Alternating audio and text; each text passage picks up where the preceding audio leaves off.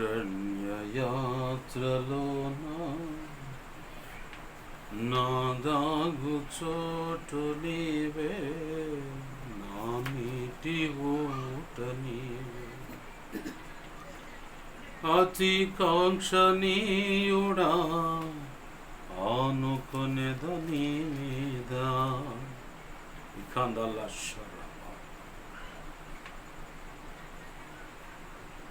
మంచిది. కీర్తనల గ్రంథం తెరుద్దాం. కీర్తనల గ్రంథము చాలా విలువైన ముఖ్యమైన సందేశం ఇది. ఒక్కొక్కరికి ఒక్కొక్క రకమైన ప్రశ్నలు ఉంటాయి చుట్టూ ఉన్న జరుగుతున్న పరిస్థితులను బట్టి. వాటన్నిటికీ నివృత్తి అంటే పరిష్కారము చూపించేటువంటి విలువైన సందేశం ఇది. శ్రద్ధగా విందాము. 32వ కీర్తన 7వ వచనం నేనే చదువుతున్నాను, గమనించండి. 32వ కీర్తన 7వ వచనం. నా దాగు చోటు నీవే, శ్రమలో నుండి నీవు నన్ను రక్షించెదవు. విమోచన గానములతో నీవు నన్ను ఆవరించెదవు. ఆమేన్. ప్రార్థన చేసుకో. ప్రేమగల మా కన్న తండ్రి యేసయ్యా, నీకు వందనాలు, కృతజ్ఞతాస్తుతులు. జీవము కలిగిన మా తండ్రి, నీకు మహిమ, ఘనత, ప్రభావాలు ఆరోపిస్తున్నాం. మా ప్రభువా, మీరు ఇచ్చిన ఈ లేఖన భాగాన్ని బట్టి నీ కృతజ్ఞతాస్తుతులు. ఈ లేఖనాన్ని విరవండి ప్రభువా. ఈ లేఖనము చాటును మీరు దాచి ఉంచిన నూతనమైన అతి శ్రేష్టమైన లోచైన ప్రత్యక్షతలతో కూడినటువంటి మర్మములు, ఆత్మ ప్రత్యక్షత ఇమిడినటువంటి సర్వ సంపూర్ణ సత్య ఉపదేశమును బయటకు తీసుకురండి. మీ పక్షం వహించిన మీ దాసుని నోట ఆ మాటలు ఉంచండి ప్రభు. మీ దాసుడి నోటిని మీ నోటి బోరగా మార్చి నీ బలమైన వాక్శక్తినిచ్చి మీ దాసుని మీ సిలువు చాటును మరుగుపరిచి మీరే నాచో మాచో అందరితో నీవు సూటిగా తేటగా స్పష్టంగా మీరు మాట్లాడు. మా అందరికీ వినగలిగిన చెవును, గ్రహించగల మనసును, లోబడు హృదయాన్ని, వాక్యానుగుణంగా జీవించే కృపను, హృదయ సున్నతిని, దిద్దుబాటు మనస్సును, నేర్చుకునే శుభగుణ లక్షణమును, నిత్యత్వము చేరు పర్యాంతం వరకు నిత్యం నీ పాద సన్నిధిలో శిష్యరికము చేసే తత్వం కలిగి శిష్యులైన సేవక గణముగా సిద్ధపరచబడి ఘనమైన ఈ భూమి మీద నిర్ణయించిన ఆ పని యావత్తు సమర్థవంతం సంపూర్తి చేసి ధైర్యంగా నీ క్రీస్తు న్యాయపీఠాన్ని ఎదుర్కొని నీ చేత మెప్పు, ఘనత, మహిమ, బహుమతులు అందుకొని నిత్యత్వంలో ప్రవేశించి నీ అనాది సంకల్పంలో వధువులో నువ్వు నిర్ణయించిన ఆ స్థానం మేము సాధించి నీ కృప ద్వారా అది పొంది నీతో కలిసి అత్యున్నత సింహాసనం మీద ఆసీనులమై యుగ యుగాలు నిత్య రాజ్య పరిపాలన చేసి నిన్ను మహింపరచుకునే భాగ్యం మాకు కలుగునట్లుగా ప్రభువా మాకు బోధించండి, మమ్మల్ని బలపరచు. నీ మనసులో ఉద్దేశించుకున్న సంగతులన్నీ మాకు చెప్పండి. అవి మేము విని గ్రహించి ఆకలింపు చేసుకొని ధ్యానిస్తూ నెమరవేస్తూ ఆ మాటల చేత బలపరచబడి నిత్యత్వము చేరు పర్యాంతం వరకు మా అంతరంగ పురుషుడు దినదినం బలాభివృద్ధి నొంది నీ ఆత్మచేత, నీ కృపా బలము చేత, వాక్య బలము చేత బలపరచబడి అన్ని విషయాలు వేచన కలిగి వివేకము గల నాయకులుగా ప్రభా, ఒక పక్క అపవాది వాడి సమూహంతో వాడి సంబంధించిన ప్రజలతో యుద్ధము చేస్తూ, మరో పక్క దేవా ఈ భూమి మీద నీ సిలువ రాజ్యమును సిలువ సువార్త ప్రకటించడం ద్వారా కట్టుకుంటూ జై జీవితాన్ని అనుభవించే భాగ్యము కలుగునట్లుగా మాకు మీ కృప అనుగ్రహించమని, అట్టి రీతిగా నీ పని చేస్తూ ముందుకు సాగిపోవడానికి అవసరమైన మాటలు మాకు అందించు. ఈ ఆత్మకార్యములు జరిగించండి ప్రభువా. నీకు స్తోత్రాలు, కృతజ్ఞతాస్తుతులు చెల్లిస్తున్నాం మా ప్రభువా. నీకు వందనాలు అయ్యా. నీ పక్షం వహించిన నేను బలహీనుడను. ఎంత బలహీనుడో నీకు బాగా తెలుసు ప్రభువా. నీ మీదే ఆనుకున్నాను, నీ కృప మీద ఆధారపడ్డాను. నాలో నువ్వు కోరుకున్న పరిశుద్ధతను ఆశిస్తూ నీ ఎదుట నా సమస్త అవిధేయతలు, అతిక్రమ దోషాలు, పాప దోషాలు, ఆజ్ఞాతిక్రమలకు క్షమించు. నీ సిలువ రక్తంతో నన్ను మమ్మల్ని కడిగి పవిత్రపరచు. నీ శుద్ధ జలం నాపై కుమ్మరించు. నీ ఆనంద తైలాభిషేకం నా నెత్తి ఇంకను గొప్పగా ఉంచు. పరిశుద్ధాత్మ అగ్నిలో నన్ను పుటమే శుద్ధ సువర్ణంగా మార్చు. నీ పరలో శుద్ధ సువర్ణ తైలం నా నెత్తి ఇంకను గొప్పగా ఉంచు. మత్తయి 10:1 8, 9, 20 ప్రకారం నీ కృప నాకు దయచేయి. అపోస్తుల కార్యం 4:27-37 నీ కృప నాకు దయచేయి. ఇర్మియా 1:9, 10, 18, 19 ప్రకారం నీ కృప నాకు దయచేయి.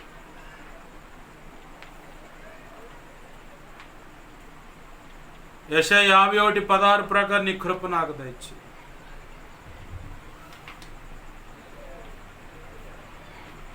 నా ప్రభువా, నాతో మాతో అందరితో మీరు మాట్లాడు. నువ్వు అనుకున్న కార్యములు జరిగించండి అయ్యా. నీకు స్తోత్రాలు, స్తోత్రాలు, స్తోత్రాలు. ఈ ఉపదేశాన్ని అడ్డగించాలని ప్రయత్నం చేస్తున్న దుష్టుడు, వాడి దోతలు, చీకటి అంధకార శక్తులైన ఈ ప్రార్థనలోకి ఇస్తున్న బిడ్డలు నీ చిత్త ప్రకారము వారున్న ప్రాంతంలో వారిని పట్టి వెరిపిస్తున్న చీకటి అంధకార శక్తుల బంధకం చేస్తున్నాను. సంపూర్ణమైన విడుదల కలుగునుగా ప్రభువా. ఇంకా ఏవైనా కుల సంబంధమైన దేవి దేవతలు, దేవుళ్ళని, ఈ లోక సంబంధమైన దేవి దేవతలు, దేవుళ్ళు ఎదుటని, లేదా చిల్లంగి, బాలమని, చాతబడి, క్షుద్ర పూజలని, అఘోరాల ద్వారా, గుప్తనిధులు ఇచ్చే మాంత్రికుల ద్వారా, కాంతారా అనేవాళ్ళ ద్వారా, కోట శక్తులని, దేవ కర్ణ పిశాచాలని, ఇదిగో కొన్ని జీవాలను బలిచి మరి కొన్ని హోమాలు, యజ్ఞాలుగా మంత్రప్రయోగాలు చేయిస్తాం. మరి కొంతమంది ఆ చాతబడి క్షుద్రపోలకు సంబంధించిన ముద్దలు ఇళ్లలో పెట్టుకొని వాటి మీద వారి పసిబిడ్డల యొక్క రక్తాన్ని పోస్తూ ఉన్నారు. కొన్ని జీవులను వాటి ఎదుట బలిచ్చి మొక్కుబడులు చేస్తూ ఉన్నారు. ఇంకా నీ చిత్తానికి వ్యతిరేక ఇంకా ప్రమాదకరమైన ఏవున్నా సరే వాటి ప్రభావం అంతటిని యేసు నామములో నీ మహాపునరుద్ధాన శక్తి ద్వారా నాకు నీవు ఇచ్చినటువంటి అధికారం చొప్పున మేమంతా కలిసి వాటి ప్రభావాన్ని బంధిస్తున్నాం. నిత్య నరకాగ్నికి ఇప్పుడు యేసు నామములో వాటిని అప్పజెప్పేస్తున్నాం. ఆ చేస్తున్నా దేవా దగ్గర కూర్చొని చేస్తున్నటువంటి పసిబిడ్డల మొదలుకొని పెద్దల వరకు మొత్తాన్ని నీ చేతులకు అప్పజెప్తున్నాం. నీ చిత్తమైతే వాళ్ళ బుద్ధిహీనత వదులునట్లుగా శిక్షించైనా సరిచేసి క్షమించి రక్షించు. నీ చిత్తమైన సంఘ సభ్యులుగా మార్చు. లేదా రోమా 12:19 ప్రకారం నీ చేతులకు అప్పచెబుతున్నాం. యెహోవా ఈరే, మేమేం చేయగలం అయ్యా, మేము బలహీనలు, మా వల్ల ఏం కాదు. మిగతా సంగతులన్నీ నువ్వే చూసుకో. కనికరించి నీ కృపా కార్యములు జరిగించమని నా చుట్టూరు, మా చుట్టూరు నీ చిత్త ప్రకారంగా ఈ ప్రార్థనలు ఎక్కిపిస్తున్న ప్రతి ఒక్కరి చుట్టూరు, మేమున్న గృహాల చుట్టూరు, కాలనీ, పట్టణం, రాష్ట్రం, దేశం చుట్టూరు నీ సిలువ రక్తపు కంచె, రక్షణ ప్రాకం, అగ్ని ప్రాకం చుట్టూ కంచెగా నీ దేవదూతల అగ్నివంటి రథంలో సైన్య సమూహం చుట్టూ కావలిగుంచు. నీ కనుదృష్టి ముఖాన్ని తేజమైన వెలుగు సన్నిధి కాంతి మాపై ప్రకాశింపచ్చు, సమస్తంపై ప్రకాశించు. సర్వోన్నతుని శక్తి సమస్తం మమ్మల్ని కమ్మునుగా. నీ మహిమ తేజస్సు ప్రభావం దహించు. ప్రభావం జ్ఞాపకం చేయడం సమస్తం నుంచి నువ్వు కోరుకుని నలుదిక్కులు వేస్తున్నావు. ప్రభులు వెళ్ళుగా. యెషయా 51:16 ప్రకారం నీ చేతిని జ్ఞాపకం చేయడం సమస్తమును నన్ను మమ్మల్ని దాచిపెట్టు. జకరియా గ్రంథం 2:5 ప్రకారం నీవే అగ్ని ప్రాకారమే జ్ఞాపకం చేయబడి సమస్తం చుట్టూ నా చుట్టూ మా చుట్టూ ఉండండి. త్రియేక దేవుడుగా నాతో మాతో మీరుండి మాకు బోధించమని బలపరచమని బతిమలాడుతుంది. సహాయము చేయమని దేవా అర్థిస్తున్నామయ్యా. నీకు స్తోత్రాలు. నీ గొప్ప కార్యాలు జరిగించండి ప్రభువా. నీ కృతజ్ఞతాస్తుతులు చెల్లిస్తున్నామయ్యా. సహాయం చేయండి. ఆనాడు పగల మేఘస్తంభంగా, రాత్రి అగ్నిస్తంభంగా నిలిచి మా పితరులను నడిపించావు. శత్రువు సమూహం ఇజ్రాయేల్ ప్రజలు ఎర్ర సముద్రం ఎదుట చిక్కుబడిందనగానే దేవా ఇదిగో తండ్రి ఫరో సైన్యం తరుముకుంటా వచ్చారు. నీ ప్రజలకు ఫరో సైన్యానికి మధ్యలో అగ్నిస్తంభంగా నిలిచి ఆనాడు ఆ ఫరో సైన్యంతో పోరాడిన దేవా ఈనాడు కూడా అలాగనే నిలిచి నీ చిత్తానికి వ్యతిరేకంగా నీ ప్రజల ఎడల ఎవరు పోరాడుతున్నా వారి విషయంలో మీరే పోరాడండి. కనబడకుండా దాడి చేస్తున్న వాటి విషయంలో కూడా మీరే పోరాడండి. ఆనాడు ఫరో సైన్యానికి ఏ తీర్పు తీర్చారో ఈనాడు నీ చిత్తం అయితే కనబడకుండా పోరాడుతున్న దేవైదుగొచ్చండి భౌతికంగా వ్యక్తులుగా ఏ విధంగా పోరాడుతున్న వారి విషయంలో కూడా నీ చిత్తం అయితే అదే తీర్పు జరుగును గాక. నీ కార్యములు జరిగించి నీ నామాన్ని గొప్ప చేసుకోమని మా ప్రియుడు మా రక్షకుడైన యేసయ్య నామంలోనే ప్రార్థించి సమస్తం పొందుకొని వాక్యోపదేశాన్ని నన్ను మమ్మల్ని చేతులకు అప్పచెప్పుకుంటూ మీరిచ్చిన లేఖన భాగాన్ని బట్టి నీ కృతజ్ఞతాస్తుతులు చెల్లిస్తూ యేసు నామములోనే ప్రార్థించి సమస్తం పొందుకొని నిన్ను మహింపరుచుకుంటున్నాం మా కన్న తండ్రి. ఆమేన్, ఆమేన్, ఆమేన్. ప్రభునందు ప్రియమైన దేవుని బిడ్డలారా, మీ అందరికీ ప్రభు అయిన యేసుక్రీస్తు వారి నామమున నా హృదయపూర్వకమైన వందనాలు. అందరికీ వందనాలు. సర్వసాధారణంగా అప్పుడప్పుడు కూర్చుంటున్నాడు, అప్పుడప్పుడు లెగుస్తున్నాడు, నిలబడుతున్నాడు, కూర్చుంటున్నాడు అని చెప్పని చాలామందికి డౌట్ వస్తుంది. మరి ఏం చేద్దాం? కృపావరాలు ఎక్కువైనా, ప్రభు ఇచ్చిన దర్శనాలు ప్రత్యక్షతలు ఎక్కువైనా అతిశయించకుండా నలుగుడు పడుతూ ఉంటుంది. ఆ నలుగుడు పైకి బాగానే మేడిపండు చూడు అన్నట్టుగా పైకి మేడిపండు చాలా గొప్పగా ఉంటుంది, లోపల దానికి పురుగులు ఉంటాయి. కాకపోతే ఇక్కడ దేవుడిచ్చిన దర్శనాలు ప్రత్యక్షతలను బట్టి, కృపావరాలను బట్టి తన దాసుడైనా దాసురాలైనా లేదంటే విశ్వాసు పరిచారకులు సంఘ పెద్దలైనా సరే అతిశయించకుండా, అతిశయించి భ్రష్టులైపోకుండా లోపల నలుగుడు పడుద్ది అన్నమాట. దేవుడే నలుపుతాడు. ఇక ఆ రోగానికి మందు ఉండదు, మందులు వాడినా కానీ పనిచేయవు. ఆ రోగానికి మందులు ఉండవు, మందులు వాడినా పనిచేయవు. మరి ఏం పని చేస్తుంది అంటే ఆయన కృప పనిచేస్తుంది. దేవునికి మహిమ కలుగును గాక. హల్లెలూయా. 2 కొరింథీ 12:9 ఏమంటున్నాడు భక్తుడు? అందుకు ఆయన నా కృప నీకు చాలును, బలహీనత యందు నా శక్తి పరిపూర్ణమగుచున్నదని ఆయన సెలవిచ్చాను అంటున్నాడు. అక్కడ బలహీనత యందు, ఎప్పుడు నేను బలహీనుడను ఏముంది ఇక్కడ వచ్చును? అందుకు నా కృప నీకు చాలును, బలహీనత యందు నా శక్తి పరిపూర్ణమగుచున్నదని ఆయన నాతో చెప్పాను. కాగా క్రీస్తు శక్తి నా మీద నిలిచియుండు నిమిత్తము విశేషముగా నా బలహీనతల యందే బహు సంతోషముగా అతిశయపడుతుంది. నేను ఎప్పుడు బలహీనుడనో అప్పుడు బలవంతుడును గనుక క్రీస్తు నిమిత్తము నాకు కలిగిన బలహీనతలలోను, నిందలలోను, ఇబ్బందులలోను, హింసలలోను, ఉపద్రవములలోను నేను సంతోషించుచున్నాను అన్నాడు.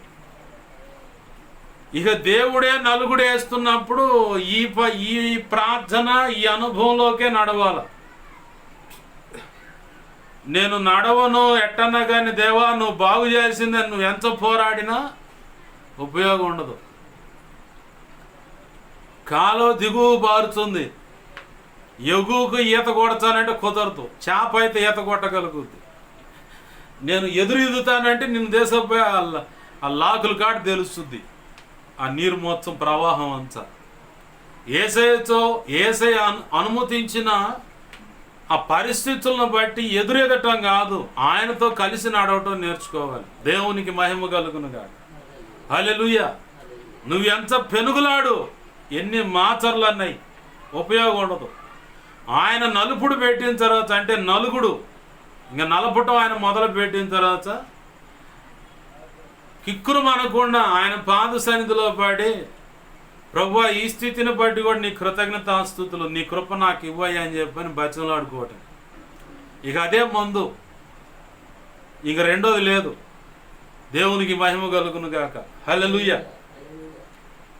అలాగే ప్రభునందు ప్రియమైన దేవుని బిడ్డలు గమనించండి,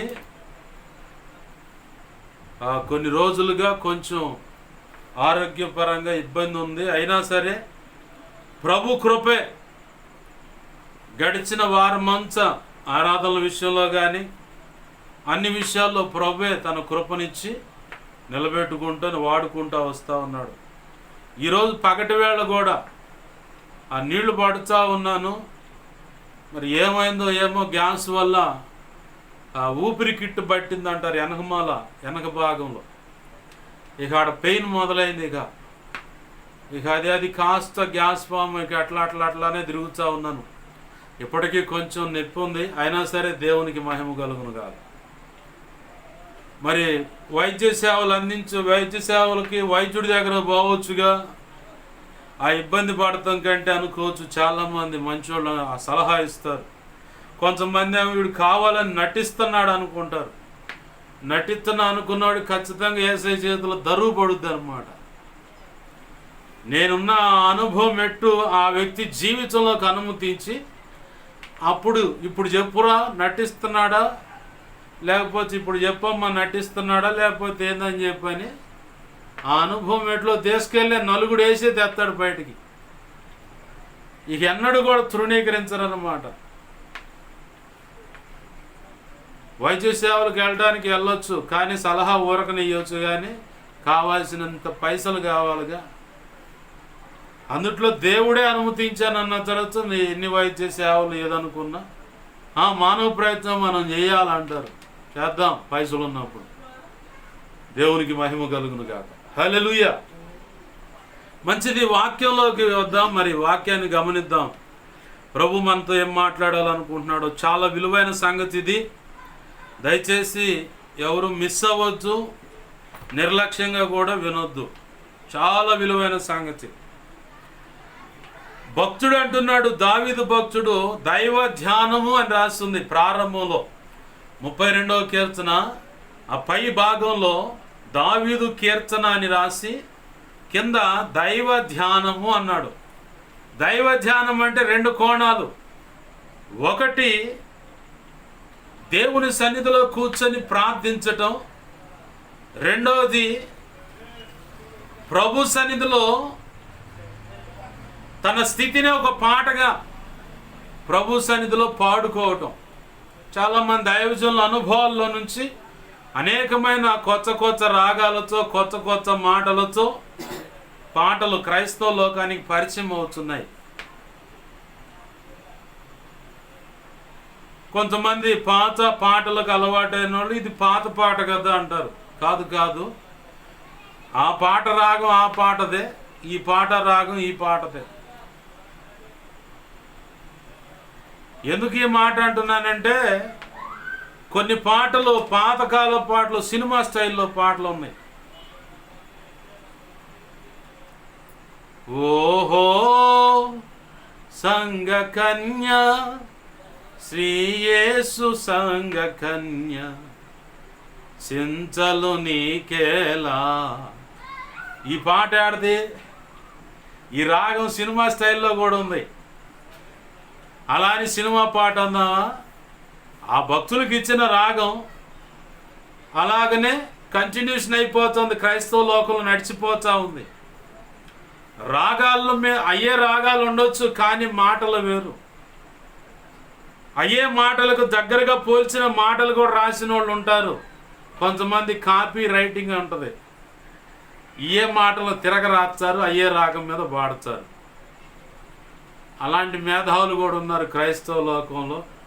మొన్న మధ్య దైవజనుడు చెప్తా ఉన్నాడు, నా పుస్తకం అది అయితే రాసింది నేనని చెప్పని అతని పేరు రాసుకున్నాడు. పై అట్ట మార్చేశాడు. దాని లోపల టోటల్ మ్యాటర్ మొత్తం నాది. పుస్తకాల దొంగలు అని చెప్పని దైవజనుడు పేరు పెట్టాడు. పుస్తకాల దొంగలు ఉన్నారు, పాటల దొంగలు ఉన్నారు. ఒకని ద్వారా జరిగిన పనిని బట్టి, ఒకని ప్రయాస వల్ల అంత పని జరిగితే ఇది నా ద్వారా జరిగిందని సేవకుల ముందు, సేవకురాండ్ల ముందు, సంఘ బిడ్డల ముందు కూడా క్రెడిట్ పొందుకుంటారు. గొడ్డు చాకిరి చేసిన వాళ్ళేమో సైలెంట్గా నాదేముందులే, వీళ్ళు మెచ్చుకున్నా మెచ్చుకోకపోయినా పరమందు దేవుడు నన్ను మెచ్చుకోవాలి, దేవుడు నన్ను మెచ్చుకుంటే చాలు అని చెప్పి అనుకునే వాళ్ళు సైలెంట్గానే పనిచేస్తారు, మరుగై ఉంటారు, కనబడరు. వాళ్ళు వెన్నుపూస లాంటి వాళ్ళు అన్నమాట. వాళ్ళు కష్టపడేది వాళ్ళు, లోకలు అంటూ ఉంటారు చేసేది ఒకడు రొప్పేది ఒకడు అని చెప్పని.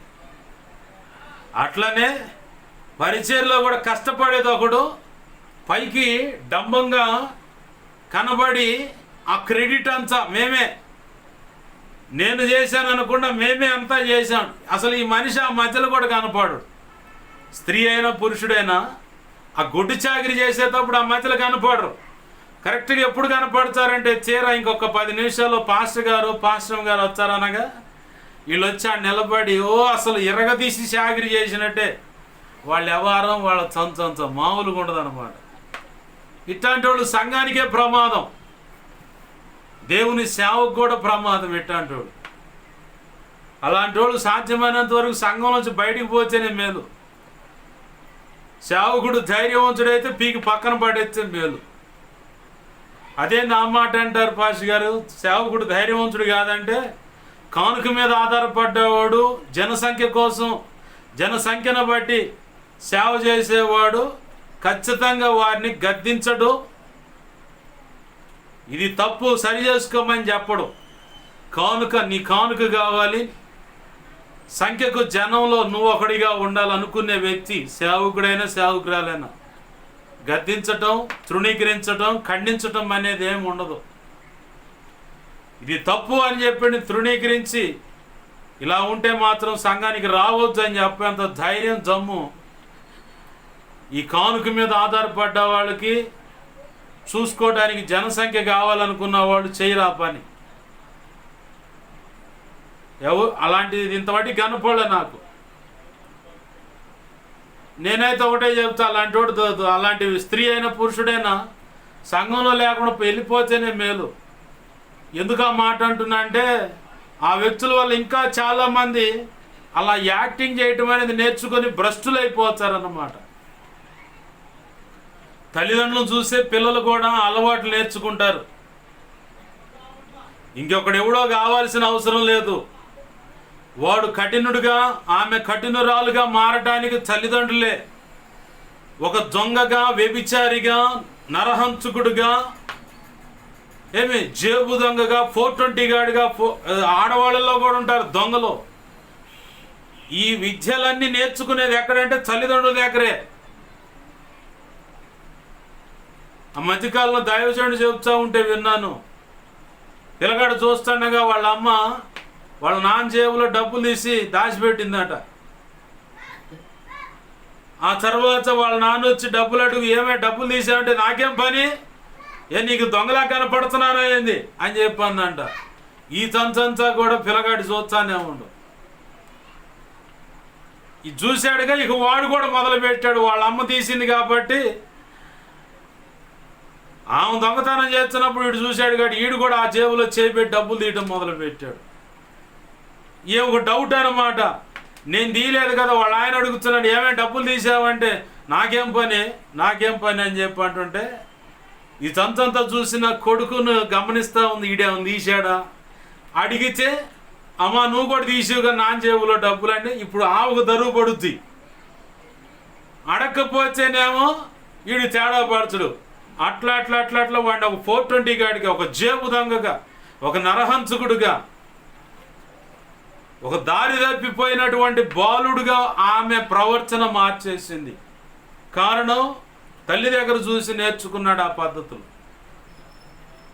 ఎవరి విషయంలో అయినా సరే, భక్తి సాధన అయినా సరే, తల్లిగా తండ్రిగా నువ్వు మోకరిస్తే నీ బిడ్డలు కూడా మోకరిస్తారు.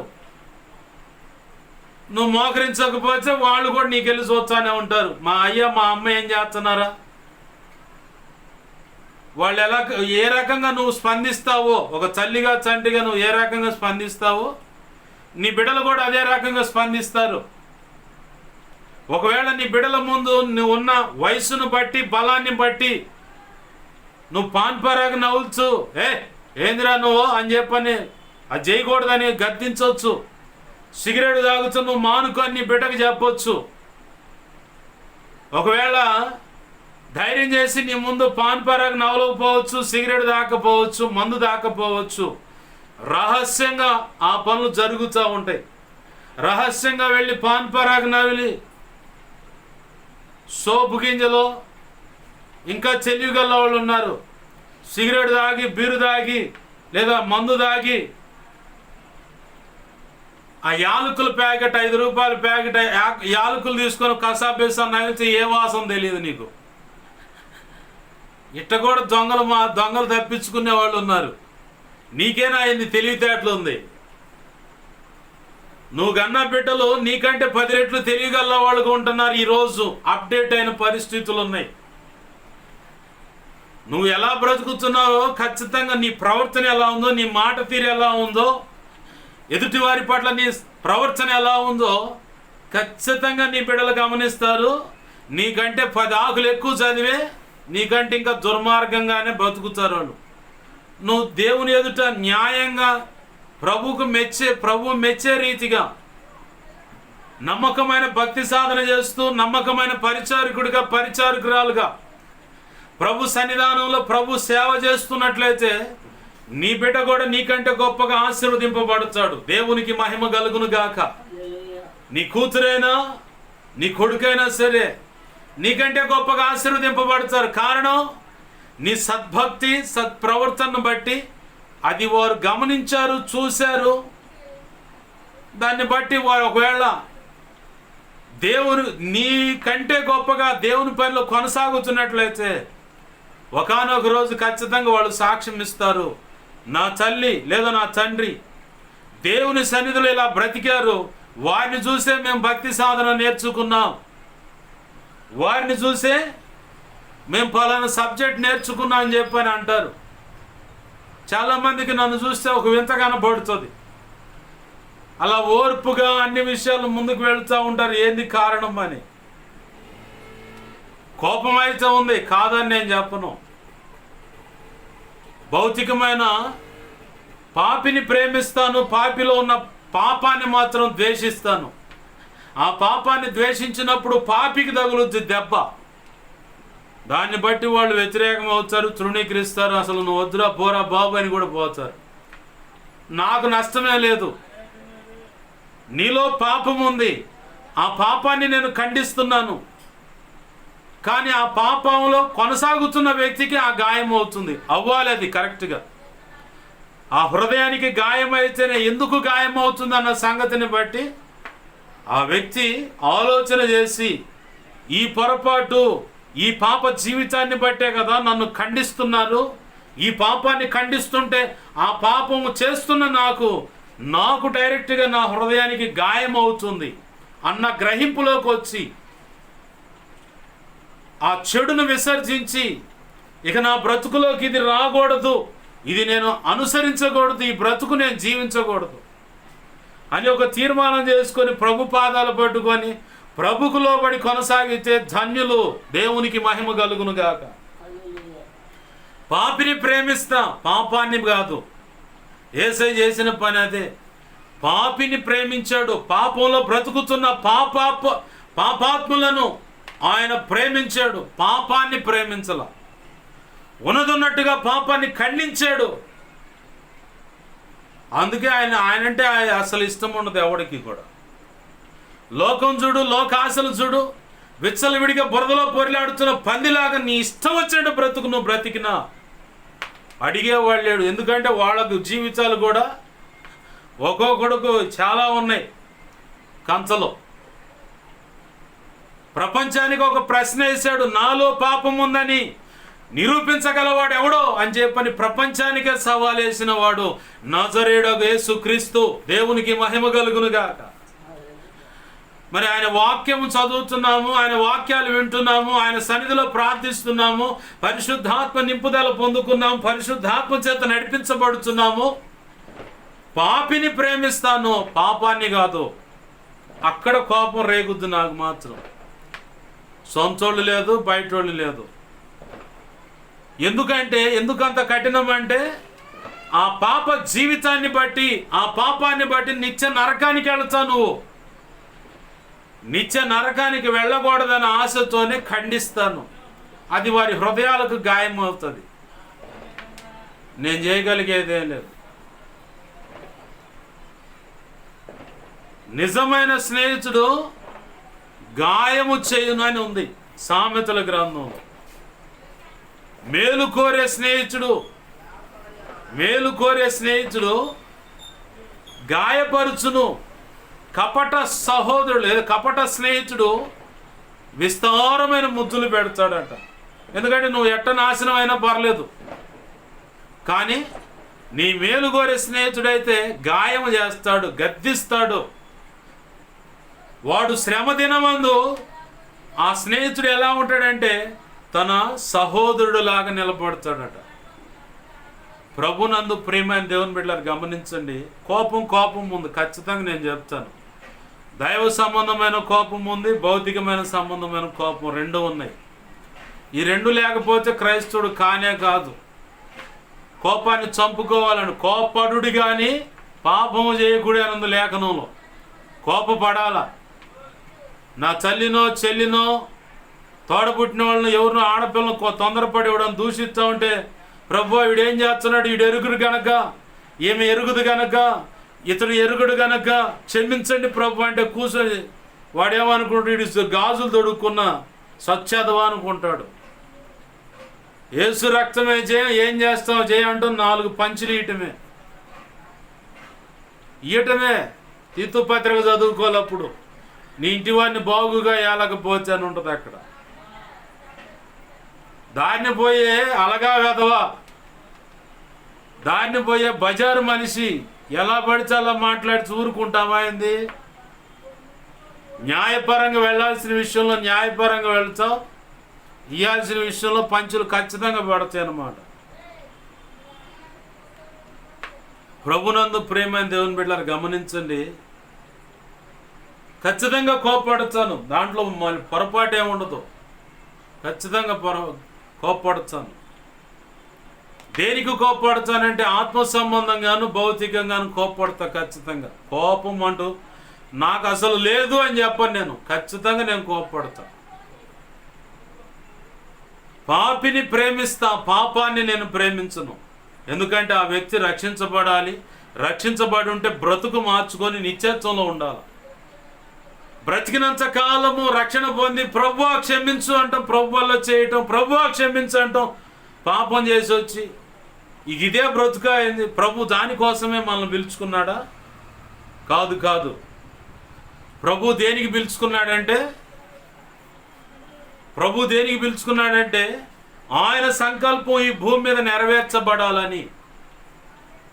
నీ బ్రతుకు ద్వారా నీ నోటిని వాడుకొని నీ సాక్ష్యాన్ని బట్టి, నీ కుటుంబాన్ని బట్టి, ప్రభు సన్నిధిలో నువ్వు ఎదుగుతున్న దాన్ని బట్టి నిన్ను వాడుకొని, నువ్వు స్త్రీ కావచ్చు, పురుషుడు కావచ్చు, విశ్వాసిగా ఉండొచ్చు, పరిచారకు హోదాలో ఉండొచ్చు, లేదు సంఘ పెద్దలు కావచ్చు, సేవకులే కావచ్చు, నిన్ను వాడుకొని అనేక ఆత్మలు సంపాదించాలి, అనేకమైన సంఘాలు కట్టాలని, అనేకమైన దేవుని గొప్ప సేవ జరగాలని దేవుడు సంకల్పించి నిన్ను ప్రత్యేకంగా కోరుకున్నాడు.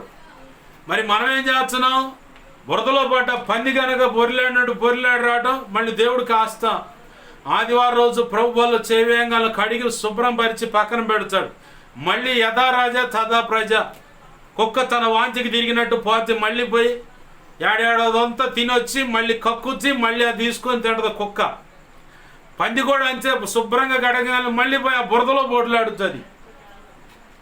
ఆ స్వభావంతో ఉంటే ఎన్నాళ్ళు నా చూసి ఇక నా నోటి నుంచి ఉమ్మి వేస్తున్నానన్న మాట నీ ముఖాన తగిలిందంటే చాలు, ఇక అయిపోయినట్టే. నువ్వు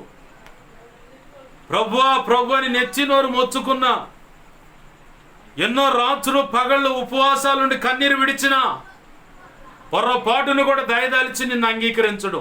పెను ప్రమాదం పొంచి ఉంది, జాగ్రత్త పడు. యేసయ్యతో నడవటం ఆషామాష కాదు. ఎవడికి వాడు లెక్కప్ప చెప్పుకోవాలి రేపొద్దున క్రీస్తు న్యాయపీఠం ఎదుట. 2 కొరింథీ పత్రిక 5వ అధ్యాయం 10వ వచనమా చూడండి. 2 కొరింథీ పత్రిక 5వ అధ్యాయము 10వ వచనంలో ఓ మాట ఉంది. ఏందయ్యా ఆ మాట అంటే, ఎందుకనగా తాను జరిగించిన క్రియల చొప్పున అవి మంచివైనను సరే చెడ్డవైనను సరే దేహముతో జరిగించిన వాటి ఫలమును ప్రతి వాడును పొందినట్లు మనమందరము క్రీస్తు న్యాయపీఠం ఎదుట ప్రత్యక్షము కావలెను. రోమాపత్రిక 13వ అధ్యాయం అట్టుకుంటా చూడండి, అది కూడా చూడండి. రోమాపత్రిక 14వ అధ్యాయము 11, 12 వచనాల్లో 12వ వచనం చూస్తే కింద భాగంలో 2వ భాగంలో చూస్తే మాట ఉంటుంది. మనలో ప్రతి వాడును తన గురించి దేవునికి లెక్క చెప్పవలెను. ప్రతి విషయం దేవుడు లెక్క అడుగుతాడు క్రీస్తు న్యాయపీఠం ఎదుట. నువ్వు రక్షించబడి ఉంటే, రక్షణ లేకపోతే ధవళ సింహాసనం అని డైరెక్ట్గా తండ్రి అయిన దేవుని ఎదుర్కోవాల్సి వస్తుంది. అక్కడ ఆయనకు లెక్క చెప్పాలా, నీకు ఇచ్చిన జీవితాన్ని బట్టి నువ్వు ఎలా బ్రతికావని. ప్రభునందు ప్రేమని దేవుని బిడ్డలు గమనించండి. నేను చెబుతాను, నా తల్లిదండ్రుల ద్వారా నేను నేర్చుకున్న విషయం ఏంటయ్యా అని చెప్పని అడిగితే నన్ను, వారు ఎంత కృంగిపోయినా, ఎంత శరీరం సహకరించకపోయినా, ఆ సహకరించకపోయిన దాంట్లో నుంచే శక్తి వంచన లోపం లేకుండా శ్రమ పడ్డారు. అది మేము మా కన్నులారా చూసాం. ఓర్పుతో వారికి శక్తి లేదు, ఒళ్ళు సహకరించదు. అయినా సరే ఆ పరిస్థితిలో కూడా ఇంట్లో పని కావచ్చు, వ్యవసాయ పని కావచ్చు, గేదెల కాడ శుభ్రపరిచే విషయం కావచ్చు, ప్రతిదీ శక్తి వంచన లోపం లేకుండా ప్రయాసపడ్డ ఆ స్థితి, యథార్థత, నమ్మకంగా ఉండటం అనేది దేవుని ఎదుట మేము వాళ్ళని చూసి నేర్చుకున్నాం.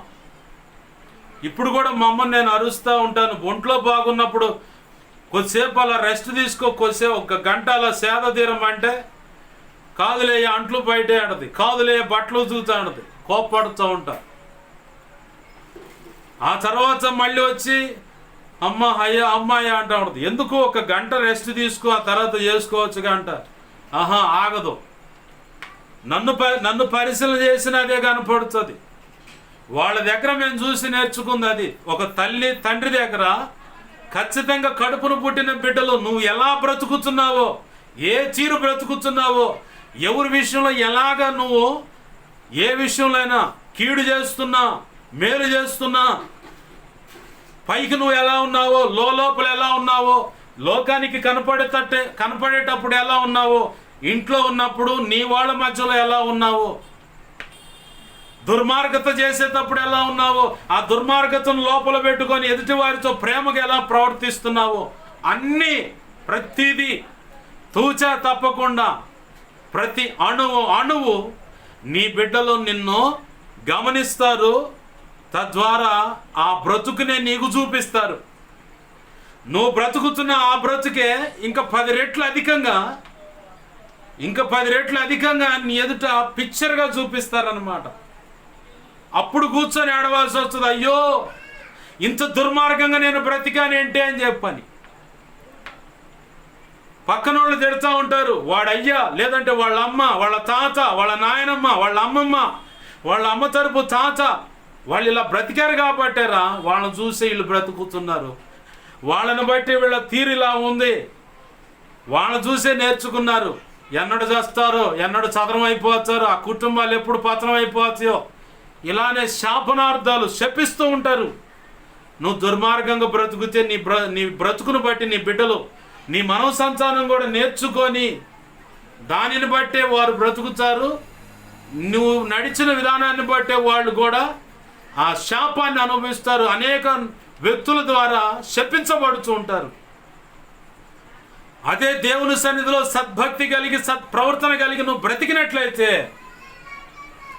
వాళ్ళ అమ్మ నాయన, వాళ్ళ అమ్మ తరపు తాత అమ్మమ్మ, నాన్న తరపు తాత నాయనమ్మ గొప్ప భక్తి పరులండి. వాళ్ళకంటే గొప్ప భక్తి పరులుగా మారారు, గొప్ప సేవ చేస్తున్నారండి, సామాన్యమైన వాళ్ళు కాదని చెప్పని అనేకులు ఎదుట పొగుడుతారు. సాధ్యమైనంత వరకు ప్రభు సన్నిధిలో వారి విషయమై ప్రార్థన చేస్తారు. ప్రభు ఇంకా గొప్పగా దేవుని నీ సేవలో వాడుకో అని. దుర్మార్గంగా బ్రతికితే తొందరగా వాళ్ళని తీసే ప్రభు అని కూడా ప్రార్థన చేస్తారు. తల్లిదండ్రుల దగ్గర నుంచి నేర్చుకునే పాఠాలు ఎన్నో ఉన్నాయి నీ బిడ్డలు. తాత దగ్గరైనా, అమ్మమ్మ దగ్గరైనా, నాయనమ్మ దగ్గరైనా నేర్చుకునే విషయాలు నీ మనవ సంతానానికి ఎన్నో దొరుకుతాయి. ఒక తల్లిగా తండ్రిగా నోటిది నీ దగ్గర నుంచి ఎన్నో సంగతులు వాళ్ళు నేర్చుకుంటారు. నువ్వే ఒక గురువుగా ఉంటావు, వాళ్ళకు నేర్పుతావు నువ్వు అవన్నీ. ప్రభునందు ప్రియమైన దేవుని బిడ్డలారు గమనించండి, భక్తి సాధన నీకు నువ్వుగా చేసుకుంటూ అనేకులకు మాదిరిగా ఉండాలి. నటించే పరిస్థితి నీ జీవితంలోనే ఉండకూడదు. నటించే పరిస్థితి నీ జీవితంలో ఉండకూడదు. నటించావంటే దేవుడు ఒకటే మాట అంటాడు, వేషధారులను నేను క్షమించను.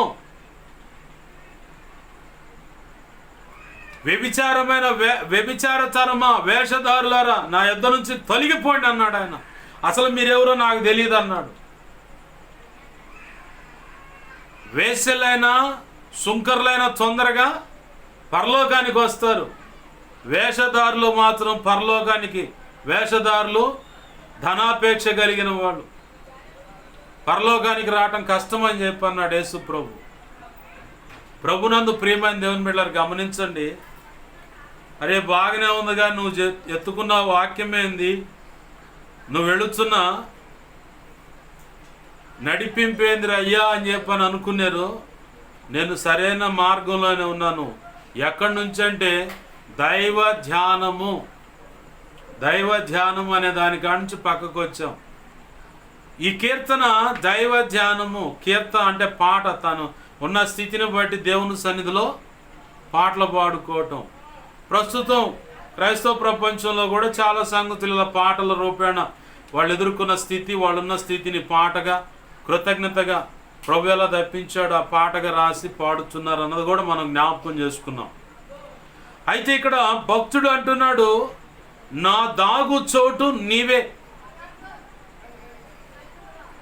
నా దాగు చోటు నీవే అన్నాడంటే భక్తుడు ఏ స్థితిలో ఉన్నాడు అది గమనించాల. నా దాగు చోటు, అసలు దాగు చోటు అనే దానికి అర్థం ఏంటి? ప్రసంగం ప్రారంభమైంది, శ్రద్ధగా వినండి. నా దాగు చోటు అనే దానికి అర్థం ఏంటంటే, సంఖ్యాకాండంలో ఒక మాట ఉంది. సంఖ్యాకాండంలో ఓ మాట ఉంది. ఏంటయ్యా మాట అంటే, ఆశ్రయపురాలు ఇజ్రాయేలీల ప్రజలకు ఉండాలని చెప్పని దేవాది దేవుడు తలంచాడు, ఆయన ఆశపడ్డాడు. అసలు ఆశ్రయపురం అంటే ఏంది? నా దాగు చోటు అన్నదానికి సరైన అర్థం ఏంటంటే ఆశ్రయపురం. అసలు ఈ ఆశ్రయపురానికి సంపూర్ణమైన పరిపూర్ణమైన నిదర్శనం ఏంటంటే నజరేయుడగు యేసు క్రీస్తు. దేవునికి మహిమ కలుగును గాక, హల్లెలూయా. యేసయ్యకే మహిమ కలుగును గాక, హల్లెలూయా, హల్లెలూయా. నా దాగు చోటు అంటే ఆశ్రయపురము. ఆశ్రయపురానికి పరిపూర్ణమైన అర్థం ఏంటంటే యేసు ప్రభువారు. అసలు ఆశ్రయపురం అనేది ఇజ్రాయెల్ ప్రజలకు ఎందుకు అవసరమైందంటే, దాని గురించి సంఖ్యాకాండంలో ఒక మాట చెప్పాడు ప్రభు. మోషే ద్వారా ఇజ్రాయెల్ ప్రజలందరికీ ఒక విషయాన్ని చెప్తా ఉన్నాడు. ఆశ్రయపురములు ఉండాలయ్యా మీకు. ఆ ఆశ్రయపురములు దేనికోసం అంటే, డైరెక్ట్గా ఒక విషయాన్ని చెప్తున్నాను. ఒక వ్యక్తి పొరపాటును కావచ్చు, ఉద్దేశపూర్వకంగా కావచ్చు, ఏ వ్యక్తినైనా కొట్టి చంపినట్లయితే వాడు బరబర పరిగెత్తి ఆశ్రయపురంలో దాక్కోవాలి.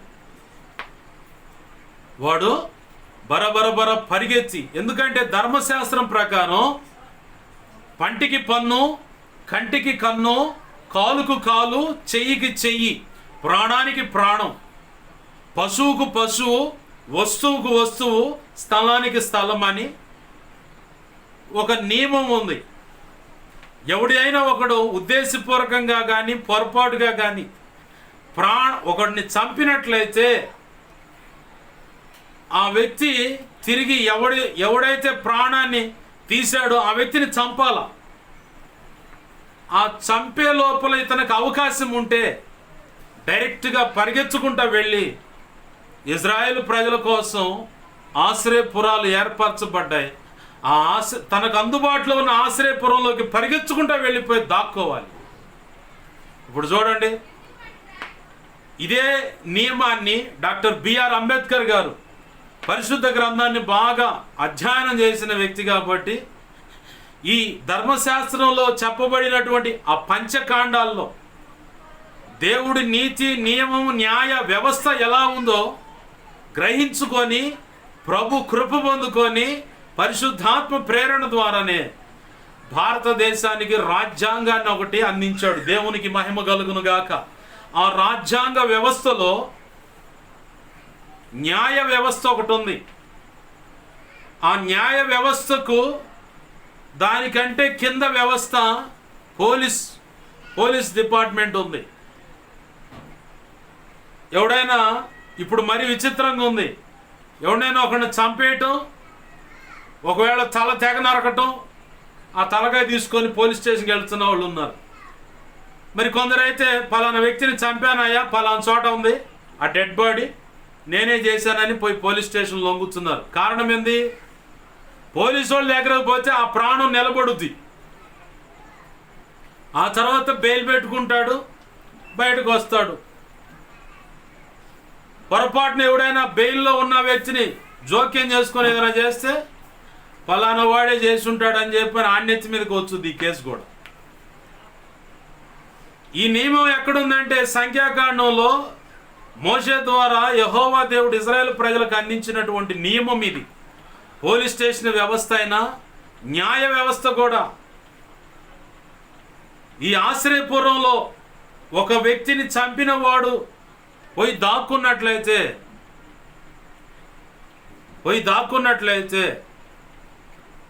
ఆ వ్యక్తికి తీర్పు తీర్చేది ఎవరయ్యా అంటే యాజకుడు. దేవునికి మహిమ కలుగును గాక.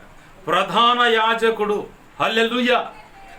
ప్రధాన యాజకుడు వచ్చి ఏ వ్యక్తి అయితే ఆశ్రయపురంలో ఉన్నాడో ఆ వ్యక్తి సంబంధికులు, ఏ వ్యక్తి యొక్క ప్రాణం పోయిందో ఆ వ్యక్తి సంబంధికులు ఒకరికి తెలియకుండా ఒకరైనా ప్రధాన యాజకుని దగ్గరికి వెళ్ళి పలానా వ్యక్తి వల్ల మాకు ఈ నష్టం జరిగింది, పలానా వ్యక్తిని చంపాడు కాబట్టి పలానా వ్యక్తి ద్వారా మా ఓడికి ప్రాణ నష్టం, మా అమ్మాయికి ప్రాణ నష్టం ఉండొచ్చు, కాబట్టి మా ఓడి పోయి ఆశ్రయపురంలో దాక్కున్నాడు.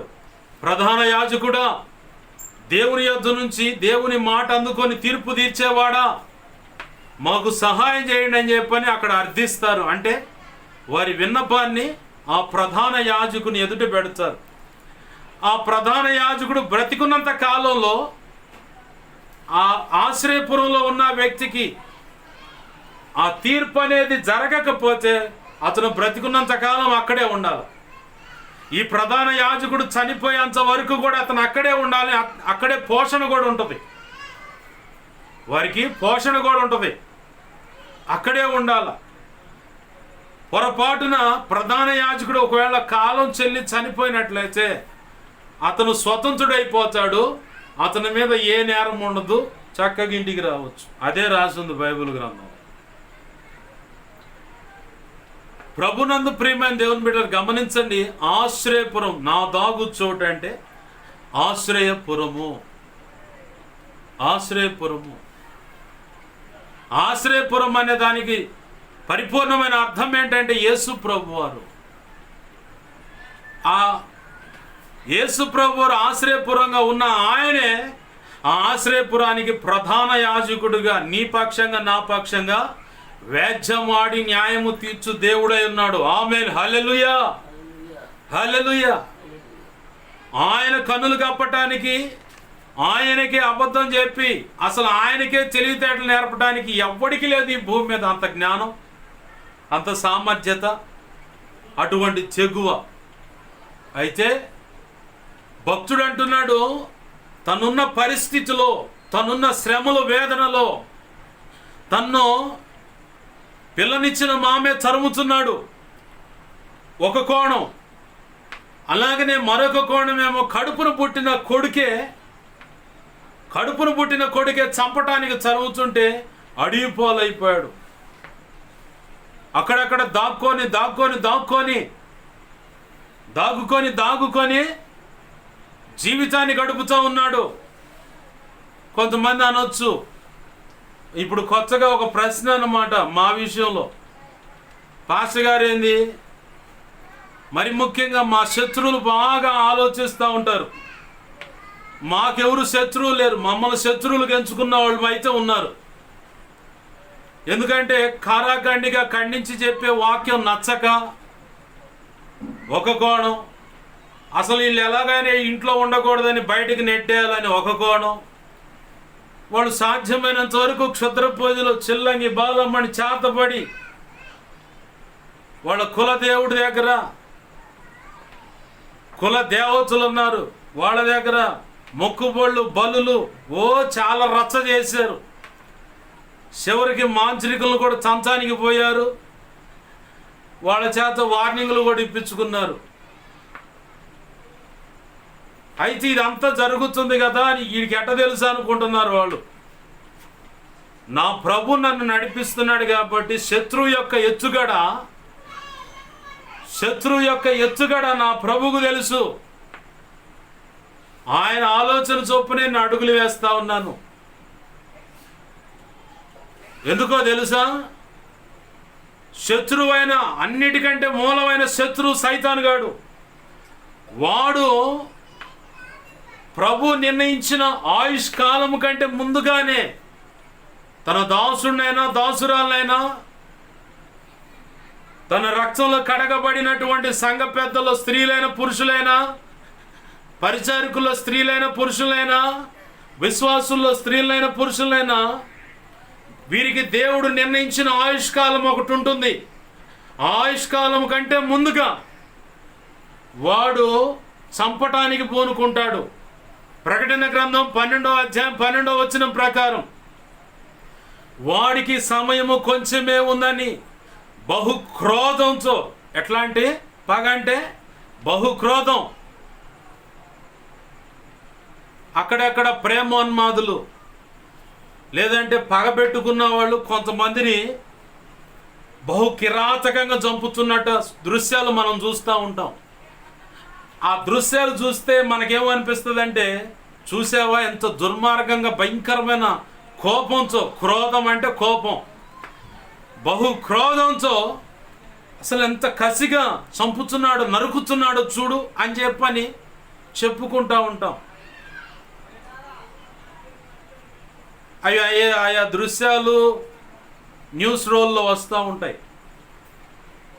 అయితే సైతాను గాడేసిన ఎత్తుగడలో కొంతమంది క్రీస్తు రక్తంలో కడగబడ్డ వాళ్ళు కూడా చిక్కబడ్డారు, అన్యులు కూడా చిక్కబడ్డారు. అన్యుల కంటే వారికి ఆ బోధ, ఆ పరిస్థితి నచ్చక వాళ్ళు ఆ పని చేస్తున్నారు అన్నది గ్రహింపు ఉంటుంది.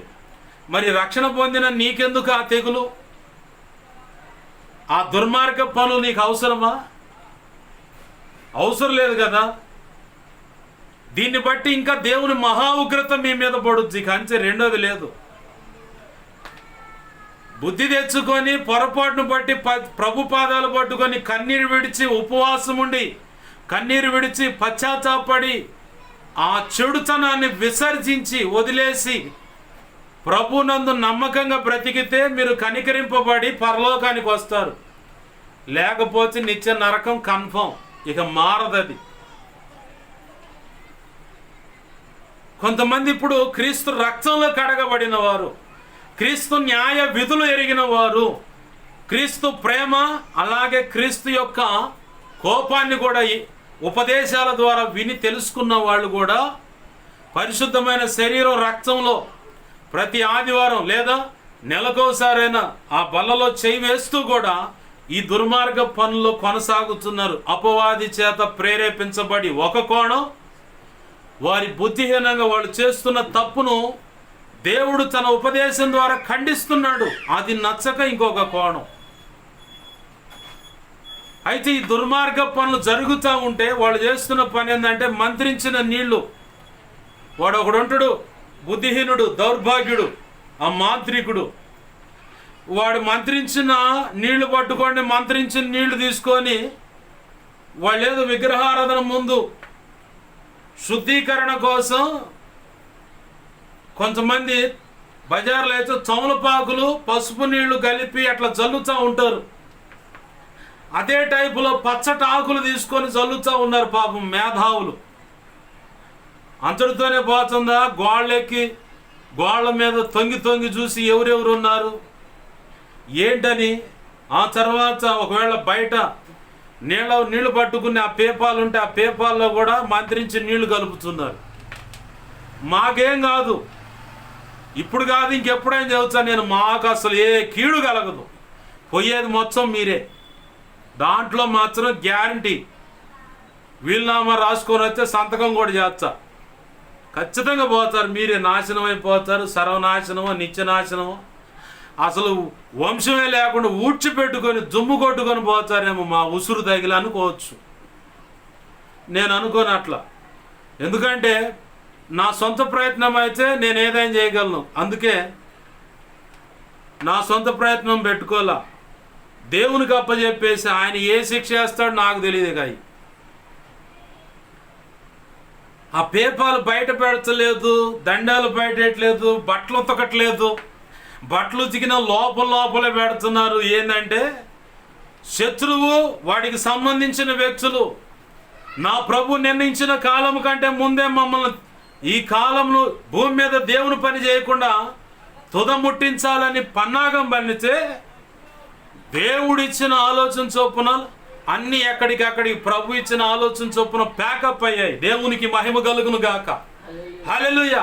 అసలు ఎవడికి అర్థం కాక జుట్టు పీక్కుంటున్నారు, శత్రువులంతా జుట్టు పీక్కుంటున్నారు. ఏంది, నా క్షేమమును ఆలోచించి ప్రార్థన చేసేవాళ్ళు కూడా అలాగనే ఆలోచిస్తూ ఉన్నారు. అసలు ఏంది ఏం అర్థం కావట్లేదంటే ఆ మొత్తం యావత్తు జరగటానికి కారణం అది జరిగిన తర్వాత ఈ మూలవాక్యాన్ని ప్రభు ఇచ్చి ఈరోజు చెప్తా ఉన్నాడు. నా దాగు చోటు శత్రువు పనిన పన్నాగానికి ఆశ్రయపురమైన యేసయ్య చాటుకు వెళ్ళిపోయింది. నా కుటుంబం, నేను, నా బిడ్డలు కానీ దేవుడిచ్చిన సంఘ బిడ్డలు కానీ అందరూ ఆయన చాటుకు వెళ్ళిపోయాం. దేవునికి మహిమ కలుగును గాక. హల్లెలూయా. ఇప్పుడు మాకేమవుతుంది? మాకేం కాదు. ఆయన ఒకటే మాట అన్నాడు, నిన్ను ముట్టువాడు నా కనుగుడును ముడుతున్నాడు. అయితే నా నామానికి ఘనత తెచ్చుకున్న నిమిత్తమై నేను కొన్ని కార్యాలు వాళ్ళ జీవితాల్లో నీ పక్షంగా జరిగిస్తాను. అప్పుడు ఆ తంతంతా చుట్టుప్రక్కల ప్రజలు చూసి నిజముగా దేవుడు ఉన్నాడు, ఆ దేవుడు నజరేయుడగు యేసు క్రీస్తు మాత్రమే అని చెప్పని మహిమపరుస్తారు. ఆమెన్. హల్లెలూయా, హల్లెలూయా. నా దాగు చోటు ఆయనే. ఒకడికి అర్థం కాదు ఇది. దేవుడు నిర్ణయించిన కాలము కంటే ఒక వ్యక్తి చనిపోతాడు. ఆ చనిపోయేలాగా చేసే వాళ్ళలో, ఆ చనిపోయేలాగా చేయటానికి అపవాదిగాడు వాడుకునే వ్యక్తుల్లో కన్న తల్లి ఉండొచ్చు, కన్న తండ్రి ఉండొచ్చు, కన్న కూతురు ఉండొచ్చు, కన్న కొడుకు ఉండొచ్చు, తోడబుట్టిన అక్క ఉండొచ్చు, చెల్లెలు ఉండొచ్చు, ఇంకెవరైనా ఉండొచ్చు, సేవకులు ఉండొచ్చు, సేవకురాళ్ళు ఉండొచ్చు, పరిచారకులు ఉండొచ్చు, విశ్వాసులు ఉండొచ్చు, సంఘ పెద్దలే ఉండొచ్చు. దేవుడు నిర్ణయించిన కాలము కంటే నిన్ను ముందుగానే చంపేయడానికి వారిలో ఉన్న ప్రేమనే, నీ మీద వారికి ఉన్న ప్రేమనే వాడుకొని వ్యక్తులను చంపేస్తాడు. తెలుసా అపవాదిగాడు? నిర్దాక్షిణ్యంగా చంపేస్తాడు. నువ్వేం బలవంతురాలు, బలవంతుడు అని అనుకుంటున్నావేంది? యేసయ్య దగ్గరికే వచ్చి లూకా సువార్త 4వ అధ్యాయం 1 నుంచి 14 వచనాలు గమనించు. యేసయ్య దగ్గరికే వచ్చి యేసయ్యకి ఏం పేరుంది? వాక్యమైన దేవుడు. ఆ వాక్యమైన దేవుడు, ఆయనే వాక్యమై ఉన్నాడు. ఆ వాక్యమైన దేవుడు వాక్యమైన ఆయనకే వాక్యాన్ని ఎత్తి చూపిస్తున్నాడు. వాడు ఇక్కడ నుంచి దూకు, ఆ నుంచి బాగా ఎత్తైన ఒక గోపురం పైకి తీసుకెళ్ళాడు. ఆడకు తీసుకెళ్ళి ఇక్కడి నుంచి దూకు, నీ పాదములకు రాళ్ళు తగలకుండా ఆయన దేవదూతలు నిన్ను ఎత్తి పట్టుకొని కాపాడునని రాయబడి ఉంది కదా, కాబట్టి దూకు అంటాడు వాడు. ఇదిగో ఈ రాళ్లను, ఆకలి అవుతుంది అంటున్నావు, నీరసంగా ఉన్నావు కదా, ఈ రాళ్లను రొట్టె ముక్కలుగా చేసుకొని తిను అంటున్నాడు. ప్రభు ఏం చేశాడు? సరే అని చెప్పని తలగా ఉంచాడా? వాడు లేఖనాన్ని చూపిస్తే లేఖనంతో వాడు ముఖం పగలగొట్టాడు. నీ ప్రభు అయిన యెహోవాను శోధింపవలదని చెప్పి రాసి లేదా అని ఒక చోట, ఈ రాళ్లను రొట్టె ముక్కలు చేసుకోమని తినమని అంటే, మనుషుడు రొట్టె ముక్క వలన బ్రతకడు కానీ యెహోవా నోట నుంచి మాట వలన బ్రతుకును అని చెప్పని చూపించాడు. లేఖనాన్ని చూపించాడు. వాడి ప్రశ్నకి వాడు లేఖనాన్ని చూపించాడు. తండ్రి అయిన దేవుని ప్రేమ కలిగినటువంటి అంటే జనతైక కుమారుడు, తన సొంత కుమారుడే, ఆయన్నే వాక్యమైన దేవుడే, ఆ వాక్యాన్ని నీకు నాకు ఇచ్చిన ఆయనకే వాడు వచ్చి శోధించాడు. నువ్వేనా బలవంతుడు అనుకుంటే అట్ట? వాడి గురించి ఒక సాక్ష్యం ఇవ్వబడింది. ఒరే సైతానుగా, దానియేలు కంటే నువ్వు జ్ఞానవంతుడు అన్నాడు. యేసయ్య కంటే జ్ఞానవంతుడు కాదు, దానియేలు కంటే జ్ఞానవంతుడు, మనుషుడి కంటే బలవంతుడు. మనుషుడి కంటే బలవంతుడు. దేవుడు నిర్ణయించిన కాలం కంటే రాకపోకల్లో, రోడ్డు ప్రయాణాల్లో ఏ కోణంలో అయినా జరగవచ్చు. యాక్సిడెంట్ పూర్వకంగా నేను చంపవచ్చు. సరే, యాక్సిడెంట్ పూర్వకం నువ్వు చావలేదా? కాలు వచ్చి విరిగిపోవటం, కొన్నాళ్ళు నువ్వు బెడ్ మీద అలా ఉండటం, అలా కూడా చేస్తాడు. నీ దేహంలో ఉన్న కొన్ని అవయవాలు ఒకదానికొకటి క్షీణించిపోయి అవి అసలు పని చేయకుండా రోగగ్రస్తుడుగా మార్చేసి అవయవాలన్నీ పాడైపోయేలాగా మార్చి నిన్ను మంచం పట్టించవచ్చు, లంకనాలు పట్టేలా చేయొచ్చు. చివరికి ఆ మంచంలోనే ఉండి చివరికి చచ్చిపోయేలా కూడా వాడు చెయ్యగలడు. చంపడు కానీ చచ్చిపోయేదాకా తీసుకెళ్తాడు. నువ్వు చేరుకొని ప్రభు పాదాలు పట్టుకొని, ప్రభు ఇది సైతానుగాడు ఎత్తుగడలాగుంది, వాడిని నా దేహం మీద అధికారం లేకుండా తీసివేయి అని చెప్పి ప్రార్థిస్తే వెంటనే నీకు స్వస్థత వస్తుంది. ప్రభు కృప పొందుకొని ఆరోగ్యవంతుడుగా ఉంటావు. కాదు ఇది ఏదని వైద్యులకు అర్థం కాని రోగాలు కూడా వాడు వెళతాడు. ఆ కారణాన్ని బట్టి నువ్వు యాడికి పోతావు? దేవుని సన్నిధికి పోతే ప్రార్థనకు సమాధానం రావట్లా, రోగం మాత్రం తగ్గట్లా. ఆ పక్కనోళ్ళు నువ్వు వాడతాడు వాడు సైతానుగాడు. ఏందమ్మా ఎన్నాళ్ళు తిరిగినా రోగం తగ్గట్లేదు, ఏసై కాడకపోతే తగ్గుచ్చు అనుకుంటే ఆడ కూడా తగ్గలేదు. నా మాటిని మంచి పనుడు ఉండరా, మాంత్రికుడు, ఒక దారం గడితే అయిపోద్ది, ఒక అంతరం గడితే అయిపోద్ది. అసలు ఏం చేశారు ఎవరన్నా? మీ వాళ్ళకి ఎవరికో మీ మీద పగ ఉన్నట్టుంది, వాళ్ళు ఏదైనా చేసి ఉంటారు. అసలు ఏదైనా చేసిండేమో ఎమ్మనే చెప్పేస్తాడు. చాలా మహిమ గల దేవుని మహిమతో నింపబడ్డ ఆ మాంత్రికుడు నీకు అర్థం కావట్లా. చేతబడి చేస్తుడు, చేతబడి తిరగడుచుడు, ఎవరు చేశారో కూడా చెబుతుడు. రా పోతాం అని చెప్పని దేశా పోతారు. చివరికి వాడు 10,000, 20,000, 1,00,000, 2 లక్షలు వసూలు చేసి ముక్కులు చెవులు పిండి ఇంటికి పంపించడు. వాడిని బాగు చేయడానికి పోతారు కానీ ప్రభువా ఇది సైతానుగాడు ఎత్తుగాడేమో, దీని నుంచి విడిపించు అని చెప్పని ప్రార్థన చేయడం మాత్రం చేయరు. ప్రభునందు ప్రియమైన దేవుని బిడ్డలు గమనించండి, నీ చుట్టూ ఉన్న వాళ్ళనే ప్రేమను బట్టి వాడు వాడుకొని నిన్ను చంపటానికి పూనుకుంటాడు. తెలుసా? మా నాన్న జీవితంలో అలాగనే జరిగింది, మా తాతగారి జీవితంలో కూడా అలాగనే జరిగింది. మా మేనత్తలు మా తాతయ్య మీద ఉన్న ప్రేమను బట్టి ఆయన మా ఊరు మొత్తానికి అన్ని విషయాల్లో న్యాయం చేస్తాడు. రాజకీయ నాయకుడు, గవర్నమెంట్ హాస్పిటల్లో బెడ్లు లేవు కాబట్టి ఆ కింద పండబెట్టండి అంటే అంటావా అని చెప్పని ప్రేమ, తండ్రి మీద ఉన్న ప్రేమ చిట్ట చివరికి ఆ నర్సులతో వాళ్ళతో తగాదేసుకున్నారు. తెల్లారి 10 గంటల దాకా కూడా వాళ్ళు వైద్య సేవలు అసలు అందించాల, అంతే పెట్టారు. కారణం తండ్రి మీద ఉన్న ప్రేమను బట్టి కింద పండుకోబెట్టండి అమ్మా. ఎవరన్నా డిశ్చార్జ్ అయితే అమ్మ నా బెడ్ మీకు ఇస్తామని చెప్పంటే, ఆహా మా నాన్న కింద పండుకోవాలా, మా నాన్న ఇంటికాడ ఉన్నప్పుడే కింద పండుకోడు, మంచం మీదే పండుకుంటాడు అని చెప్పని తగాదేసుకొని తెల్లారి 10-12 గంటల దాకా కూడా వాళ్ళు వైద్య సేవలు చేయాల. ఒకరికొకరు చెప్పుకున్నారు, డాక్టర్లకు కూడా చెప్పారు, అయ్యా ఇది సంగతి, వాళ్ళు ఇటు తగాదాడుతున్నారని. డాక్టర్లు కూడా పట్టించుకోవాలా. చివరికి ఆడ నుంచి విజయవాడ కిడ్నీ కేర్ తీసుకుపోతే ఇక్కడ వాళ్ళ ఆట ఠాగూర్ సినిమా మాకు చూపించారు. చివరికి అయిపోయింది వ్యవహారం అంతా. తండ్రి మీద ఉన్న ప్రేమతో అక్కడ తగాదాడి చివరికి ప్రాణాలకు పోయేలాగా, దేవుని సంకల్పానికంటే ముందుగానే, దేవుడు నిర్ణయించిన ఆయుష్ కంటే ముందుగానే ఆ వ్యక్తి ప్రాణాలు పోవటానికి కారణమైన వాళ్ళు కడుపును పుట్టిన బిడ్డల యొక్క ప్రేమ. ఆ ప్రేమని ఆయుధంగా చేసుకొని సైతానుగాడు వాళ్ళను వాడి ఆ వ్యక్తిని చనిపోయేలాగా చేశాడు. రెండో వ్యక్తి ఎవరో తెలుసా? మా నాన్నే.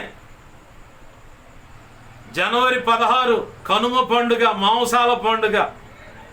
తెల్లారితే డిశ్చార్జ్, 17వ తారీఖు డిశ్చార్జ్ అవుతాడు.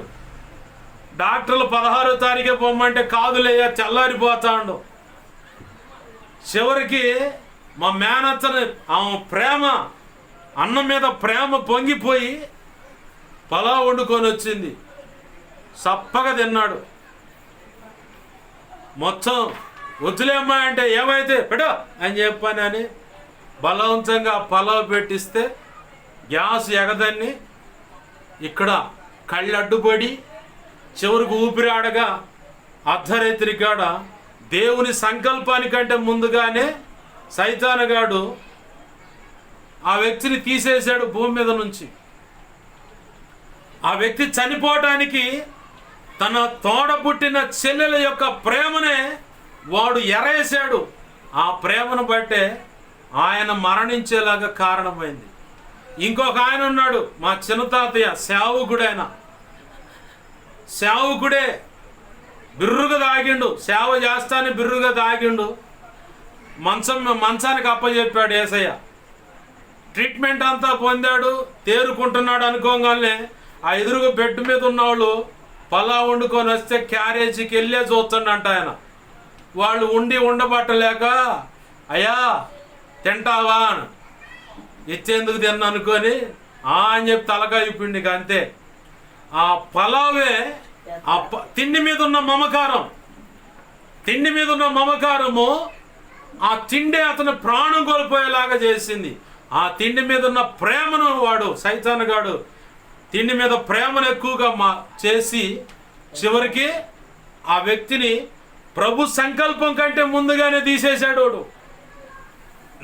మా జీవితాల్లో జరిగిన సందర్భాలు ఇవి.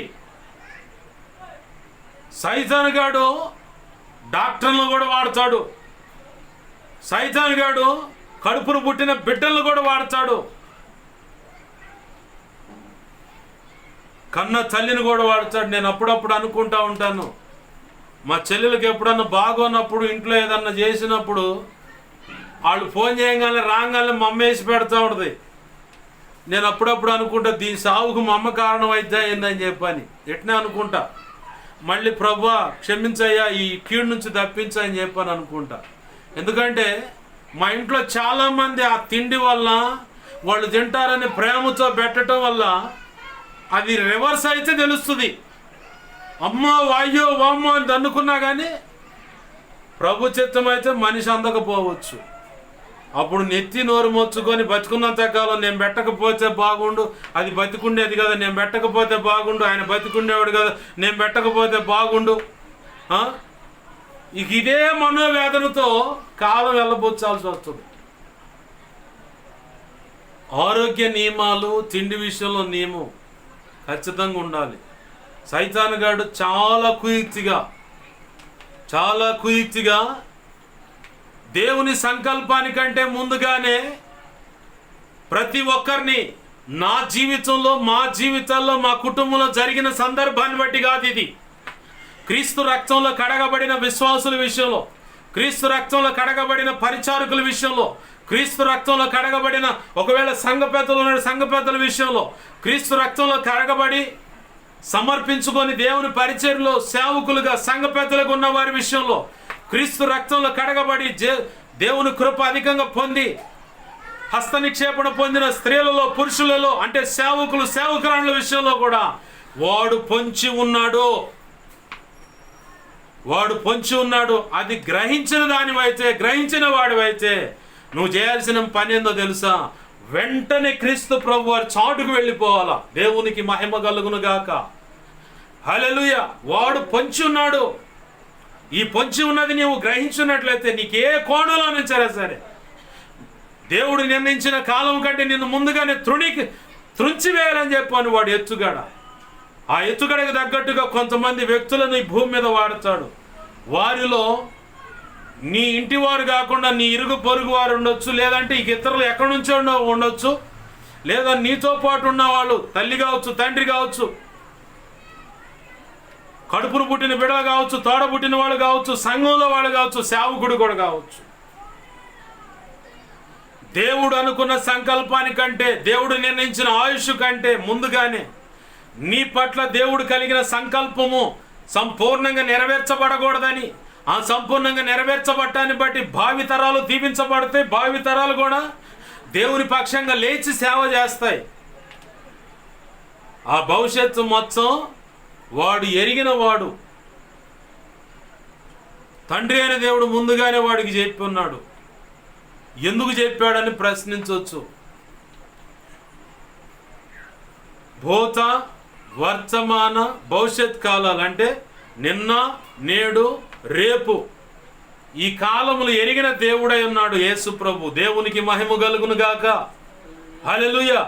ఎవడి కర్మకు వాడే బాధ్యుడని వదిలేసేవా ఆ సెక్షనే కాదు యేసయ్య. ఆ సెక్షనే కాదు. నీ కర్మకు, నీ పాపాన్ని నేను తీసుకుంటున్నాను, నా శాంతిని నీకు ఇస్తున్నాననేవాడు యేసయ్య. అలాగ పొందిన వాళ్ళు జన్మ ధన్యమైంది. అనేక జీవితాలను, కుటుంబాలను వెలిగించారు. అనేకులకు మాదిరి పురుషులుగా, మాదిరి స్త్రీలుగా మిగిలిపోయారు. ఆకాశంలో వెలుగు జ్యోతుల వలె, నక్షత్రముల వలె మారిపోయారు. క్రైస్తవ లోకానికే ఒక దివిటీలుగా నిలిచిపోయారు. దేవునికి మహిమ కలుగును గాక. హల్లెలూయా. ఎవడి కర్మకు వాడే బాధ్యుడని వదిలేసేవాడు కాదు యేసయ్య. నాకు బ్రతకడం చేత కాదు ప్రభు అంటే, రా నేను బ్రతకడం ఎలా నీకు చూపిస్తానంటాడు.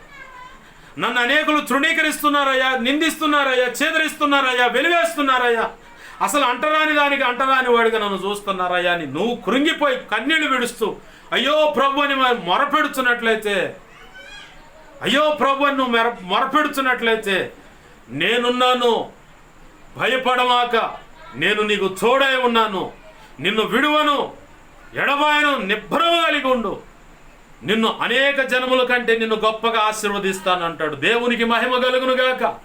హల్లెలూయా. కృంగిపోయే దానికి ఆ దౌర్భాగ్యురాలేదు అన్నారని చెప్పని కృంగిపోవాల్సిన పని పడలే. నా యేసయ్య ఉన్నాడని ధైర్యం తెచ్చుకొని ఆయన వైపు చూడు, ఆయనలో కొనసాగు, ఆయన కృపకు పాత్రుడుగా మారు. ఆ కృపే అందనంత ఉన్నత స్థితికి తీసుకెళ్తుంది నిన్ను, నీ కుటుంబాన్ని, నీ బిడ్డలను, భావితరాల్లో వంశాలను కూడా తీసుకెళ్తుంది. ఆమేన్. హల్లెలూయా. ఆయన బట్టి అతిశయించు, ఆయన వైపు చూడు, నువ్వు ఆయన చాటుకు వచ్చేసే నువ్వు చాలు. శత్రు దుర్మార్గతతో దేవుని సంకల్పం నీ ఎడలో ఒక కోణం, అది ఎవరికి అందనటువంటి ఉన్నత కోణం, ఉన్నతమైన సంకల్పం. అది ఆ ఉన్నత సంకల్పం నీ బ్రతుకులో నెరవేర్చబడకుండా, భార్య భర్తలుగా మీరున్నారు, మీ ఇరువురి కలయిక వల్ల వచ్చేటువంటి సంతానం ఏమైతే ఉన్నదో ఆ సంతానం ద్వారా, మీ ద్వారా ప్రభు సంకల్పం ఒక రకంగా ఉంది.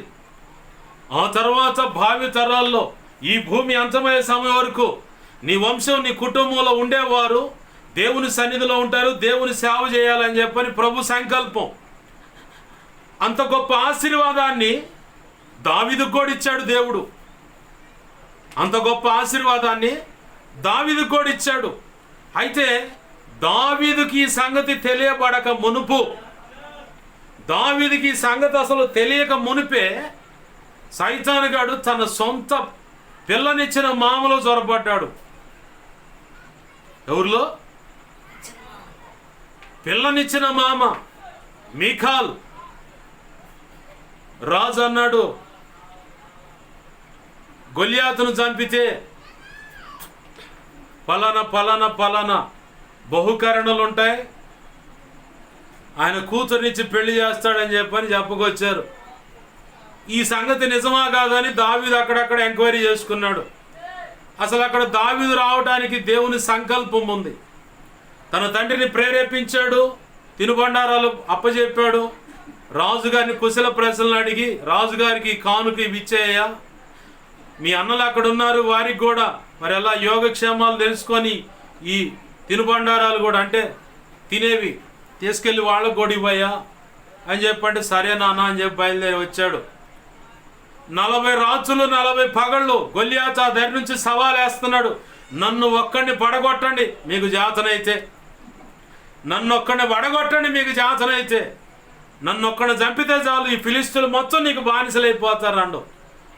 వాడి ఎత్తుని, వాడి కండలను, వాడి చేతులను ఖడ్గాన్ని, వాడు అరిసి చెబుతున్న మాటలను చూసి ఇజ్రాయేలు ప్రజలకు, అలాగని ఇజ్రాయేలు ప్రజలను భద్రత చేస్తున్నటువంటి సైన్యానికి, ఇజ్రాయేల్ ప్రజలను ఆ సైన్యాన్ని నడిపిస్తున్నటువంటి రాజు కూడా గుండెలు అవిసిపోయాయి. అమ్మో, ఆ గొలియాతును ఎదుర్కోవడం చాలా కష్టం, చాలా కష్టం. ఈరోజు చాలామంది అనే విషయంలో కూడా కొన్ని విషయాల్లో కొంతమంది వ్యక్తులు కొన్ని విషయాలు చూస్తూ ఉంటారు. ఏంటయ్యా ఇలా చేస్తున్నారంటే వాళ్ళు దుర్మార్గంగా మీదకి వస్తారు, మమ్మల్ని మా బిడ్డలు ఇంకేదైనా చేయొచ్చు, లేదు ఆస్తులు తగాదగాడ కావచ్చు, అమ్మో వాళ్ళని తట్టుకోవడం మా వల్ల కాదని. ఒక రాజకీయంగా కావచ్చు, ఆ ఎమ్మెల్యే దుర్మార్గుడయ్యా, ఆ ఎంపీ దుర్మార్గుడు, లేదు ఆ పార్టీ వాళ్ళు ఇలా ఉంటారా ఇట్లా చెప్పొచ్చు, లేదు అప్పిచ్చిన వాడు ఇలాంటి వాడయ్యా, అమ్మో వాడిని తట్టుకోవడం చాలా కష్టం అనుకోవచ్చు. నేను జాబ్ చేస్తున్నాను, జాబ్ చేసే కాడ పలానా వాడు బాగా దుర్మార్గుడు అని తెలిసింది, అతని వల్ల నాకు ఎఫెక్ట్ ఉంది అని చెప్పని భయపడుతూ అణికి ఉండొచ్చు. ఏమి ఇక సమాజంలోకి వచ్చేసరికి, సంఘంలోకి వచ్చేసరికి వాళ్ళను అమ్మో వాళ్ళ చాలా గొప్ప వాళ్ళే ఎక్కువ సంఖ్యలో ఉన్నారు, మమ్మల్ని అసలు పెద్దగా పొరపాటును కూడా మమ్మల్ని కూడా వాళ్ళతో కలవనీరు, వాళ్ళతో పెట్టుకోవడం కంటే మౌనంగా ఉంటాం మేలని చెప్పని కొంతమంది అనుకుంటారు. ఇలా ప్రతి కేటగిరీలో, ప్రతి పరిస్థితిలో, ప్రతి ఒక్క అనుభవంలో ఉంటున్న పరిస్థితులు ఉన్నాయి. అయితే నువ్వు చేయాల్సిన పని ఏంటంటే ఆయన చాటుకు వెళ్ళిపోవాలి. ఇక్కడ 40 రోజులు 40 రాత్రులు పగళ్ళు అన్నమాట.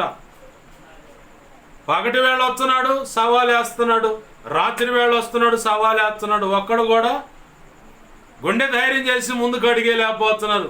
వాడిని ఆడ చంపగలుగుతాం మనం అంతెత్తుంటే అని, మనకి ఆడ అందుతాడు అంతెత్తుంటే అని చెప్పని. కానీ ప్రభు సంకల్పం నిర్ణయమై దావీదును తరుముకుంటా వస్తూ ఉంది. దావీదును పురికొల్పుకుంటా నెట్టుకుంటా తీసుకొచ్చి ఆ ఫిలిష్తుడు రంకెలేస్తూ ఉంటే ఆ మాటలే చెవిని పడేలాగా చేశాడు దేవుడు. దేవునికి మహిమ కలుగును గాక. హల్లెలూయా. అప్పుడు అంటాడు దావీదు, సున్నతి లేని ఈ ఫిలిష్తీయుడు దేవునిని, దేవుని సైన్యాన్ని, దేవుని ప్రజలను, దేవుని రాజును తృణీకరిస్తున్నాడు. వీడు ఎంతటి వాడు అన్నాడు. ఎక్కడి నుంచి వచ్చింది ఆ నిబ్బరం, ఎక్కడి నుంచి వచ్చింది ఆ ధైర్యం అంటే అతను నమ్మినటువంటి దేవుని బట్టి. దేవునికి మహిమ కలుగును గాక. ఎవరా దేవుడు అంటే త్రియేక దేవుడైన యేసుక్రీస్తు. దేవునికి మహిమ కలుగును గాక. హల్లెలూయా. తాను నమ్మినటువంటి యేసయ్యను బట్టి ఆ నిబ్బరం, ఆ ధైర్యం, ఆ తెగువ వచ్చింది.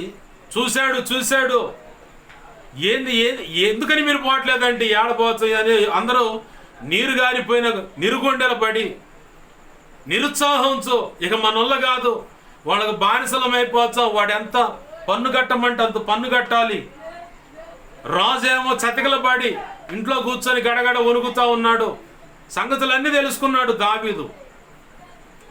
ఆ తెలుసుకున్న తర్వాత ఈ మాట అన్నాడు, సున్నతి లేని ఫిలిష్తుడు ఎంతటి వాడు, జీవం గల దేవుని సైన్యాన్ని తృణీకరించడానికి అని చెప్పి ఆ మాట అనగానే బరబరబర ఒకడు ఆ మాటని పోయి రాజుకు చెప్పాడు.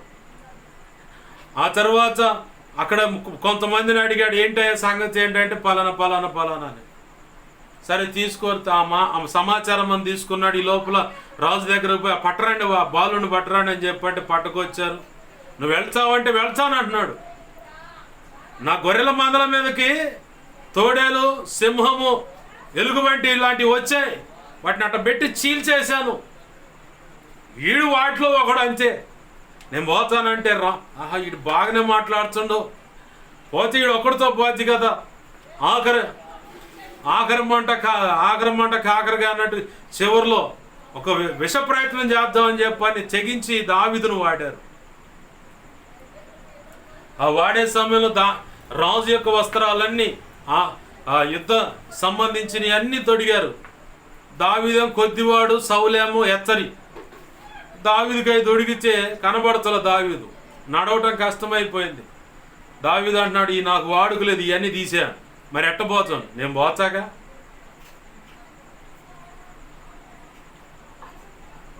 ఎట్టబోతావు నువ్వంటే నేను పోతాగా. ఎట్టబోతావు ఏందిరయ్యా అంటే, నా దేవుడు ఉన్నాడుగా నాకు తోడుగా. నా దేవుడు ఎంత కఠినమైన సమస్యనైనా పరిష్కరించగల సమర్థుడు. ఆయనకు అసాధ్యమైంది ఏదీ లేదు. నమ్ముట నా వలనైతే, ఆమెన్, హల్లెలూయా. నమ్ముట నా వలనైతే ఆయనకు అసాధ్యమైంది ఏదీ లేదు. నా యేసయ్య చెప్పాడు, విశ్వాసం ఉంచి ఈ కమ్మలి చెట్టును ఎత్తి సముద్రంలో పడమంటే పడుద్ది, ఈ కొండను ఎత్తిపోయి సముద్రంలో పడమంటే పడుద్ది, ఆవగించంత విశ్వాసం ఉంటే చాలన్నాడు. ప్రభు మహా ఉచిత కృప చొప్పున దావీదులో విశ్వాసాన్ని ప్రభువే నరనరాల్లో ఇమిడిపోయేలాగా చేశాడు. ఆ విశ్వాసాన్ని బట్టే దేవుడు అనుగ్రహించినటువంటి విశ్వాసాన్నే ఆయుధంగా చేసుకొని దావీదు ముందుకు కదిలాడు. ఆ లోయలోకి వెళ్తా 5 నున్నని రాళ్ళు ఏరుకున్నాడు. వడిసెల చేతలు పట్టుకున్నాడు. గిర్రా గిర్రా గిర్రా తిప్పి ఒక్కటే దెబ్బ కొడితే వెనకబడాల్సినడు ముందుకు పడ్డాడు. వెంటనే బర్రబర్ర ఉరుక్కుంటా వెళ్ళిపోయి గొలియాదు ఖడ్గంతోనే గొలియాదు యొక్క తల నరికి పడేశాడు. వెంటనే ఫిలిష్తీయులకు అయిపోయిందిరా మనం అని చెప్పని పారిపోతున్నా. అప్పుడు ఇశ్రాయేలు ప్రజలందరూ కదిలారు. అప్పుడు ఇశ్రాయేలు ప్రజలందరూ కదిలి వాళ్ళని దొరికినోడు చంపుకుంటూ పోయారు. ఆ తల పట్టుకొని గొలియాదు ఖడ్గం పట్టుకొని వస్తూ ఉంటే సౌలుకు 1000 కొలది, దావీదుకు 10,000 కొలది జై జైలు అన్నారు. ఇక అంతే, సైతానుగాడు ఇక దూరిపోయాడు. ఆహా వీడు రాజ్యం తప్ప ఇంకేం తీసుకోగలడని చెప్పని ఆనాటి నుంచి విషపు చూపు నిలిపి ఎట్లా చంపుదామా అని చెప్పని వెతకటం మొదలుపెట్టాడు సౌలు. ఎట్లా చంపుదామా అని చెప్పని సౌలు దావీదును చంపటానికి తరుముకుంటా పోతా ఉన్నాడు. చదువుకొని చివరికి దావీదు దేవుని చాటుకు వెళ్ళిపోయాడు. పరమగీతంలో ఒక మాట ఉంటుంది. పరమగీతంలో ఓ మాట ఉంటుంది. ఏంటయ్యా మాట అంటే, పరమగీతం 1వ అధ్యాయము, పరమగీతం 1వ అధ్యాయము 14వ వచనంలో ఒక మాట ఉంది. నాకు నా ప్రియుడు ఎన్గేది ద్రాక్షావనంలోని కర్పూరపు పూగుత్తులతో సమానుడు అనే మాట ఉంది. ఈ మాట ఇక్కడ ఎందుకు గుర్తు చేస్తున్నానంటే, ఎన్గేది వనములోని ఏముంది అక్కడ మాట, నా ప్రియుడు ఎన్గేది ద్రాక్షావనంలోని కర్పూరపు పూగుత్తులతో సమానుడు. కర్పూరపు పూగుత్తులు అనే మాటకు అర్థం ఏంటంటే, గోరింటాకు పెట్టుకుంటాంగా మనం. గోరింటాకు అక్కడక్కడ ఇళ్ళ ముందు చెట్లు వేస్తారు కదండి. మీకు ఇంకా అర్థం కావాలంటే, గోరింటాకు చెట్టు ఇంట్లో ఉంటే దెయ్యాలు వస్తాయని చెప్పి అంటారు. ఇప్పుడు బాగా అర్థమైద్ది, ఎందుకంటే దెయ్యం అని చెప్పాక అందుకు అర్థమైద్ది. ఇప్పుడంతా అప్డేట్ అయిందిగా, కోన్ ఒకటి తీసుకొచ్చుకుంటారు, పెట్టుకుంటారు. మా చిన్నతనంలో మా ఇంట్లో పెద్దది గోరింటాకు చెట్టు ఉండేది. ఆ చుట్టుపక్కల వాళ్ళందరూ దూసుకుంటా వెళ్ళేవాళ్ళు. పండగ వచ్చినా అప్పుడప్పుడు మా ఇంట్లో వాళ్ళకి ఎప్పుడన్నా ముచ్చట అనిపించినా ఎమ్మంటనే గోరింటాకు రోడ్లని నూరి మెత్తగా మా చేతులకు పెట్టేవాళ్ళు, గోరింటాకు పెట్టుకునేవాళ్ళు. ఆ గోరింటాకు చెట్టుకు పూసేటువంటి పూత కర్పూరపు పూగుచ్చులు అంటే గోరింటాకు చెట్టుకు పూసేటువంటి పూత, అది కర్పూరపు పూగుచ్చులు అంటే. అవి ఎక్కడున్నాయంటే దావీదు సౌలు తరిమినప్పుడు, తన కొడుకు కూడా తరిమినప్పుడు ఈ ఎన్గేది వనములోని ద్రాక్ష వనం అని ఏముంది, ఎన్గేది వనము. ఏ వనమాట అది? ఎన్గేది అనే మాట కోసం ఆ వచనాన్ని చదివించాను. ఎన్గేది అనే ప్రాంతంలో ఎప్పుడు నీళ్లు ఓటగా, మంచినీళ్ళు ఓట ఉంటుందట. అక్కడ మంచినీటి ఓట ఉంది, ఇప్పటికి కూడా ఉంది. అది కొంతమంది మన సహోదరులు ఆ ఇజ్రాయెల్ ప్రాంతంలో ఉన్నప్పుడు ఒక వీడియో తీసి, అక్కడ ఒక అంబాసిడర్గా ఒక అతను ఉన్నాడు, తెలుగు అతనే. అతను ఆ వీడియో తీసి యూట్యూబ్లో పెడితే అది చూశాను నేను. అక్కడ ఇప్పటికీ కూడా ఆ జలపాతం ఉంది, ఆ గుహ ఇప్పటికీ ఉంది. ఎన్గేది అనే గుహ ఉంది. ఆ గుహలో సౌలు తరుముతుంటే దావీదు వెళ్ళి దాక్కున్నాడు. ఆ గుహలో దాక్కోవటానికి అసలు కారణం ఏంటంటే ఎన్నో నెలలు, ఎన్నో రోజులు అక్కడ దాక్కున్నాడు. దాక్కోవటం వల్ల అక్కడ గొర్రె మేకలను, పశువులను అక్కడ ఎక్కువగా మేపుతారట. ఎందుకో తెలుసా? ఆ చుట్టుపక్కలంతా ఎడారి ప్రాంతం అయితే నిత్యము మంచినీటి యొక్క ఓట అక్కడ ఉంది. ఆ మంచినీటి యొక్క ఓటను బట్టి పశువులకు దాహార్తి తీర్చడానికి, అంటే మంచినీళ్ళు దప్పికైనప్పుడు వాటికి ఆ మంచినీళ్ళ దగ్గర తోలుకొని వెళ్ళి తాగేలాగా చేయడానికి ఒక కోణం. ఇప్పుడు దావీదు అక్కడ దాక్కున్నాడు. అది దావీదుకు ఆశ్రయపురంగా మారిపోయింది. దావీదు దాగుకొను చోటుగా మారిపోయింది. దేవుడిచ్చిన ఆలోచన చొప్పున ఆ ఎన్గేది వనంలోని ఆ గుహలోకి వెళ్ళిపోయాడు దావీదు. అక్కడ మంచినీరు ఉంది. అలాగనే తినటానికి కూడా ఆకలైనప్పుడు ఏదైనా మంచిగా వండుకొని తినటానికి కూడా, పశువులు కాసుకోవటానికి గొర్రె మందలను కాసేటువంటి పశు కాపర్లు కూడా ఆ చుట్టుపక్కలని తిరుగుతారు. మరి రాజుగారు, మేము ఇంతమంది ఉన్నాం, పలానా జంతువు కావాలి, పలానా పొటేళ్ళు లేదా గొర్రె కావాలి మాకంటే ఇచ్చేస్తారు. చక్కగా కాల్చుకుంటారు, మంచిగా ఆహారంగా సిద్ధపరచుకుంటూ తాగడానికి నీళ్లు ఉన్నాయి. ఇంకేడికి పోతాడు?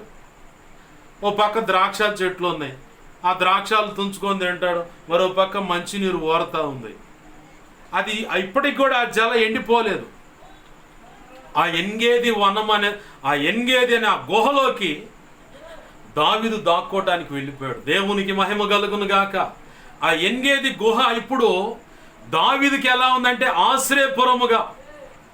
ఆ ఎన్గేది గుహలోనే ఎక్కువ రోజులు ఉన్నాడంట దావీదు. ఆ గుహలో చొరపడ్డట్టుగా, అక్కడ దాక్కున్నట్టుగా సౌలుకు తెలిసినా కానీ సౌలు నా దరిదాపులు కూడా రాకుండా దేవుడు చేశాడు. దేవునికి మహిమ కలుగును గాక. హల్లెలూయా. చిట్ట చివరికి తేలిన ఫలితార్థం ఏంటంటే తరిమాడు. ఓసారి కేయిలా పట్టణస్థులకు దావీదు ఉపకారం చేస్తే సౌలు తరుముకుంటా వస్తున్నాడన్న సమాచారం తెలిస్తే ఆ కేయిలా పట్టణంలోకి వెళ్ళిపోయి దాక్కున్నాడు దావీదు. అక్కడుండి ప్రార్థన చేస్తున్నాడు, ప్రభువా ఈ ప్రజలు నన్ను కాపాడుతారా, ఆ సౌలు చేతికి దొరకకుండా కాపాడుతారంటే కృతజ్ఞత లేని వాళ్ళు వీళ్ళు. ఖచ్చితంగా నిన్ను తీసుకెళ్ళి వాళ్ళకి పట్టిస్తారు. నువ్వు ఉండమాక, నీకు తెలిసినంత దూరంలో, నీకు సాధ్యమైనంత రీతిగా పోయి ఎక్కడో దాక్కోపో అంటే ఎక్కడికి పోవాలా? ఈ ఎన్గేది వనంలో ఉన్నటువంటి ఆ గుహ, ఆ నీటి యొక్క ఓటకాడికి వచ్చాడు ఆయన. దేవునికి మహిమ కలుగును గాక. హల్లెలూయా. ఆశ్రయపురముగా ఉన్నటువంటి ఆ నీటి ఓట ఇప్పుడు నీకు నీవు వెళుతున్న ఏ పరిస్థితులైనా సరే ఆయన దాగు చోటుగా, ఆ గుహ ఇప్పుడు ఎలా ఉందంటే ఆశ్రయపురముగా, నువ్వు దాగుకునే చోటుగా ఉంది. అక్కడేముంది? శ్రేష్టమైన ద్రాక్ష పండ్లు ఉన్నాయి. ద్రాక్ష పండ్లు ఉన్నాయి. నీ ప్రాణాన్ని తృప్తిపరచడానికి ద్రాక్ష పండ్లు ఉన్నాయి. నీ ఆత్మను సంతృప్తిపరచడానికి, నీ దేహానికి లేదు నీ ఆత్మకు ఉదక స్నానం చేయించడానికి శ్రేష్టమైన పరిశుద్ధాత్మను, శ్రేష్టమైన దేవుని వాక్యం అక్కడ ఉంది. ఇక అంతకు మించిన ఆశ్రయపురం ఎక్కడుంది? అదే నజరేయుడగు యేసు క్రీస్తు అను దాగు చోటు. దేవునికి మహిమ కలుగును గాక. ఆయన అంటున్నాడు, నా దాగు చోటు నీవే, శ్రమలలో నుండి నీవు నన్ను రక్షించెదవు. దావీదు దేవుని సంకల్పంలో ఉన్న వ్యక్తి కాబట్టి అపోస్తల కార్యం 13వ అధ్యాయంలో 35-36 వచనాలు భాగమట్టుకుంటుంది. దావీదు తన తరమునందు దేవుని సంకల్పం చొప్పున తన తరం వారికి దేవుని సేవ చేసి అనే మాట ఉంది. ఒక కోణం ఇది, దేవుని సేవ చేయటం ఒక కోణం. రెండో కోణం ఉంది. ఆ రెండో కోణంలోకి అడుగు పెట్టకుండా కూడా దావీదును చంపటానికే. ఒకసారి ఏమో పిల్లనిచ్చిన మామ తరుముకుంటా వచ్చాడు, దొరికితే చంపుదామని. అయిపోయింది, తప్పించబడ్డాడు. ప్రభు కృప పొందుకున్నాడు. దేవుడు నిర్ణయించినట్లుగా, అభిషేకించబడిన దానికి తగ్గట్లుగా ఆ సింహాసనాన్ని అధిష్ఠించి అభిషేకం ద్వారా సింహాసనం ఎక్కాడు. ఇజ్రాయెల్ ప్రజలు పరిపాలించడం మొదలుపెట్టాడు. బుద్ధి గడ్డి తిని ఒక స్త్రీ విషయంలో పొరపాటు చేస్తే క్షమించమని అడిగితే అయిపోయా, అంతటితో లెక్క తేలిపోయేది. కానీ ఆమె అందాన్ని బట్టి, ఆమె మీదున్న వ్యామోహాన్ని బట్టి ఆమె భర్తను పక్కా ప్లాన్ వేసి చంపించాడు. ఆ పొరపాటును బట్టి ఇప్పుడు దావీదు, ఇప్పుడు ఇక్కడ కూడా దేవుని సంకల్పంలోంచి సైతాను దావీదును బయటికి తేవటానికి చూడండి, ఆ ఎత్తుగడ చూడండి. ఒక స్త్రీ ఆ పై కప్పు భాగం లేకుండా నగ్నంగా, కరెక్ట్గా యుద్ధకాల సమయం అని రాస్తుంది అక్కడ. రాజులంతా యుద్ధానికి వెళ్ళే సమయం అట అది. ఆ యుద్ధానికి వెళ్ళే సమయం అందు దావీదు ఏం చేస్తున్నాడంటే సైన్యం మొత్తాన్ని పంపించాడు. కారణం ఏందో తెలుసా? అంతకుముందు జరిగిన యుద్ధాల్లో తనతో ఉన్న వారు చూపిన ప్రేమను ఇక్కడ సైతాను వాడుకున్నాడు. ఏంటయ్యా ప్రేమ అంటే? అయ్యా, ఇజ్రాయేలు దేశానికే దీపం వంటి వాడు నువ్వు. నీ బొట్టుడు ఆరిపోకూడదు, నువ్వెప్పుడు బ్రతికే ఉండాలా. కాబట్టి నువ్వు ఇంటికాడే ఉండు, మేము వెళుతున్నాం యుద్ధానికి అని చెప్పని. అట్లానే పటిష్టమైన మంచి బలం గల సైనికులను ప్రభు దావీదుకి ఇచ్చాడు. అయితే దీనిని కూడా సైతాను గాడు క్యాష్ చేసుకొని దావీదు దగ్గర ఉన్నటువంటి బలమైన ఆ సైన్యాన్ని క్యాష్ చేసుకొని సైతాను గాడు ఆ సైన్యముతోనే దావీదుకు చెప్పిస్తున్నాడు ఒక మాట, ఇజ్రాయేలు ప్రజలందరికీ దీపం వంటి వాడవు నువ్వు. ఆ దీపం ఆరిపోకూడదు, కాబట్టి నువ్వు ఇంటికాడే ఉండు, మేము పోతున్నాం. ఏది ఏమైనా సరే మేము తేల్చుకొని వస్తామని చెప్పని అట్నే పోయారు. అది వాడుక చేశాడు.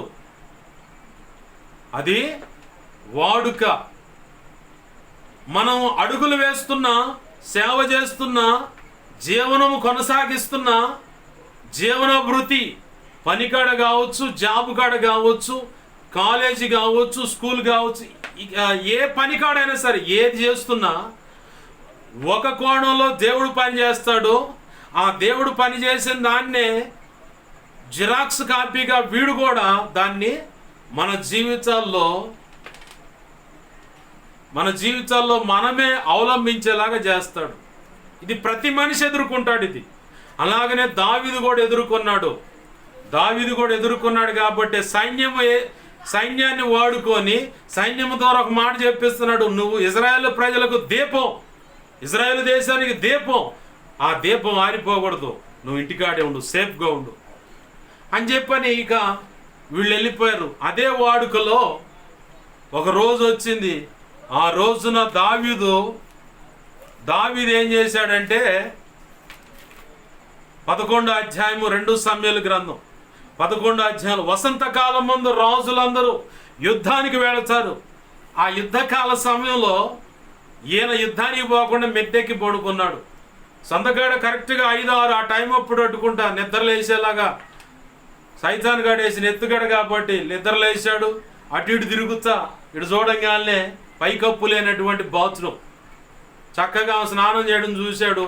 ఆమె అందానికి ముగ్ధుడై పిలిపించుకున్నాడు, ఆమెతో పొరపాటు చేశాడు. అయినా మనోడు ఆగల.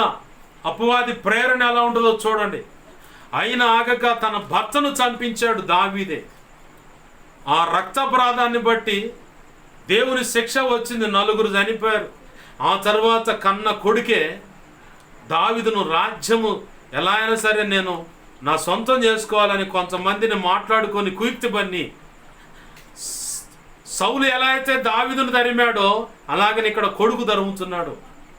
ఎందుకో తెలుసా? దేవుని సంకల్పం ఒకటి ఉంది. ఆ దేవుని సంకల్పం నెరవేర్చబడకుండా ఉండాలని ఎట్లయినా సరే దావీదును చంపేస్తే దేవుడు నిర్ణయించుకున్నటువంటి ఆ ఉన్నత సంకల్పం నెరవేర్చబడకుండా ఆగిపోద్ది. అందుకు వాడు శతవిధాలు అన్ని కోణాల్లో ప్రయత్నం చేస్తూ ఉన్నాడు దావీదు విషయంలో.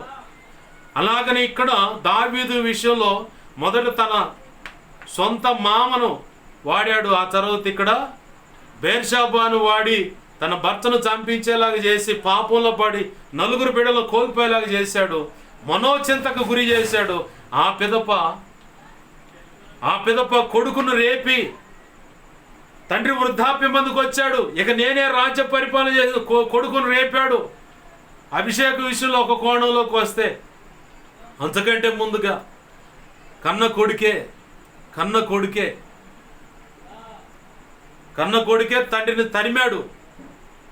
కుయుక్తి పన్నాడు, ఎలా చంపాలని శతవిధాల ప్రయత్నం చేశాడు. కానీ నా ప్రభు కొంతమంది వ్యక్తులను వాడుకొని కొన్ని విషయాల్లో ప్రభు జోక్యం చేసుకొని అన్ని ఉపద్రవాల్లోంచి దేవుడే తప్పించాడు. దేవునికి మహిమ కలుగును గాక. హల్లెలూయా. తప్పించి ఎక్కడో తెచ్చాడో తెలుసా? దేవుని యొక్క సంకల్పం ఏంటో తెలుసా? మత్తయి సువార్త చాలా విలువైన సందేశం అన్నాను, అందుకే జాగ్రత్తగా వినాలి. మత్తయి సువార్త అంటున్నాను. లూకా సువార్త మొదటి అధ్యాయము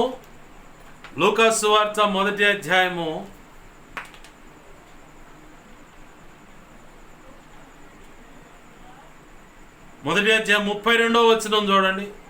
ఆయన గొప్పవాడై సర్వోన్నతుని కుమారుడు అనబడును. ప్రభు అయిన దేవుడు ఆయన తండ్రి అయిన దావీదు సింహాసనమును ఆయనకిచ్చును.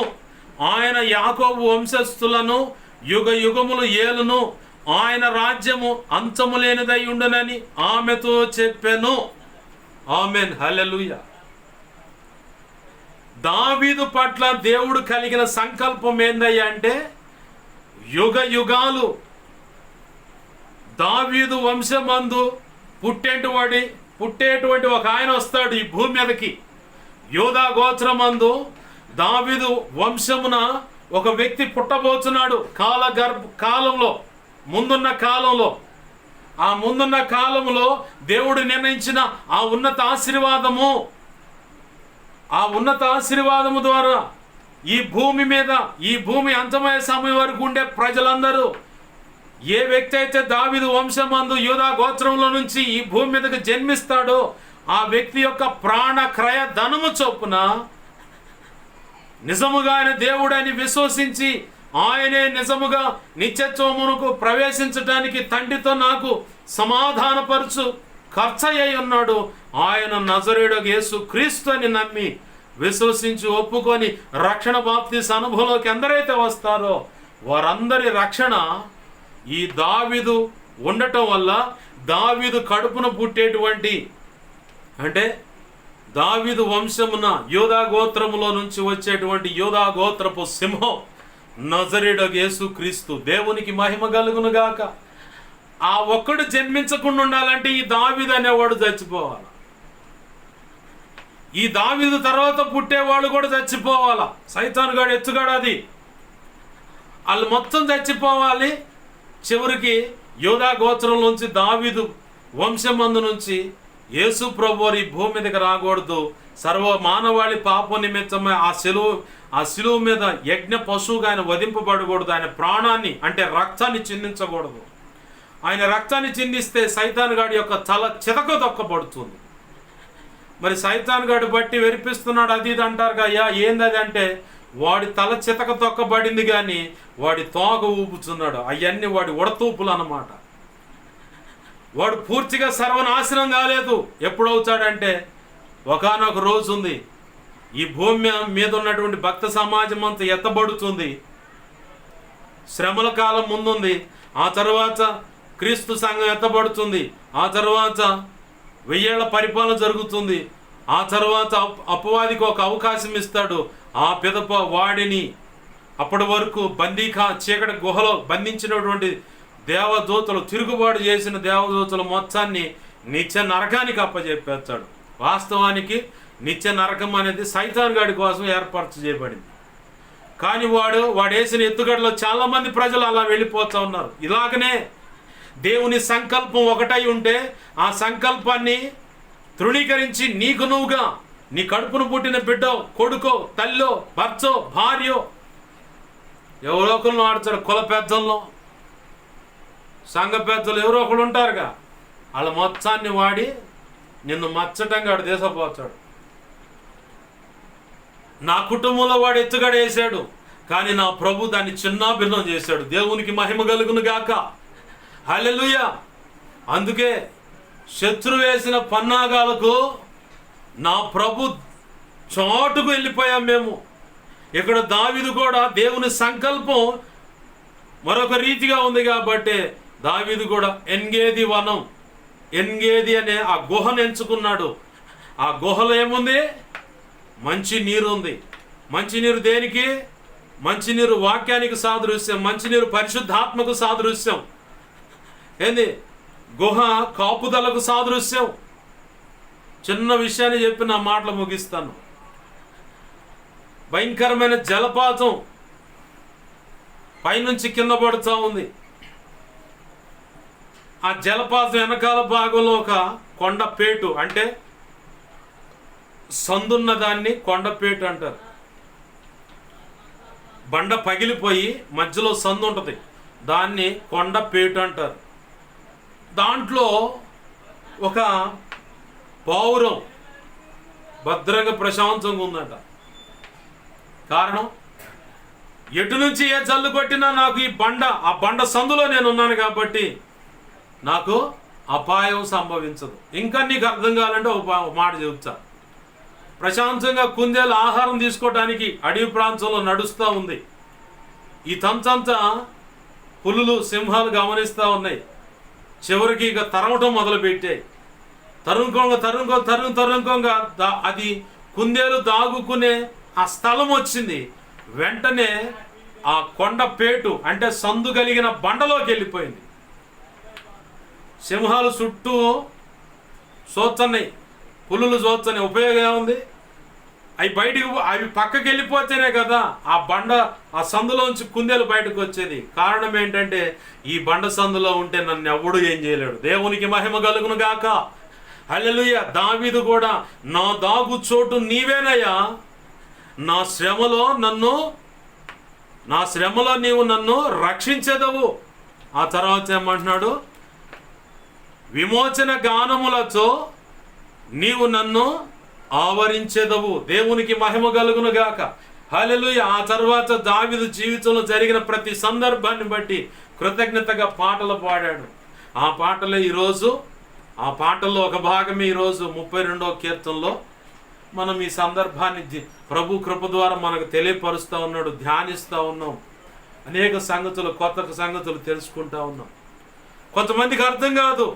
దావీదు ఆ రోజు భక్తి సాధన చేస్తూ ఇలా దాక్కోవడం పిచ్చోడు లాగున్నాడు. అంత ఎక్కడికి పోయిన యుద్ధ నైపుణ్యత కలిగి. సౌలు చెప్పాడు, నా పిల్లని నీకు ఇచ్చి చేయాలంటే పోయి 200 ముందోళ్ళు కోసుకురాపో అన్నాడు. పోయాడు, బరబరబర కోసుకొని వచ్చాడు. అడిగిన దానికంటే ఎక్కువ కోసుకొని వచ్చాడు. ఆ నైపుణ్యత, ఆ చాకచక్యము, ఆ పని చేసుకొని రావటాన్ని గమనించి సౌలు బెత్తరపోయి, మాట ఇచ్చాను కాబట్టి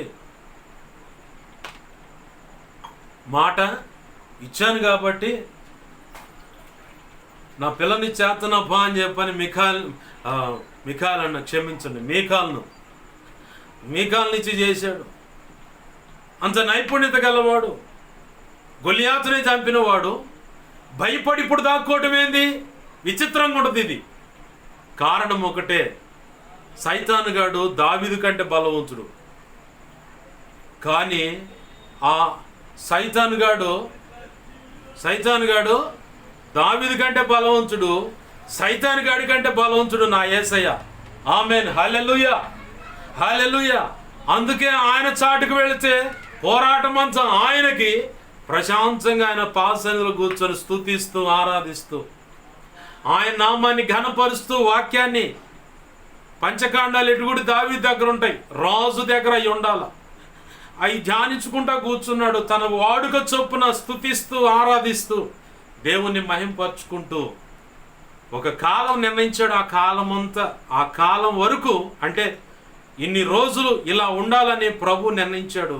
అన్ని రోజులు కూడా యేసయ్యనే తన దాగు చోటుగా చేసుకొని ఆ ఎన్గేది అని ఆ గుహలోకి వెళ్ళిపోయి దాక్కున్నాడు దావీదు.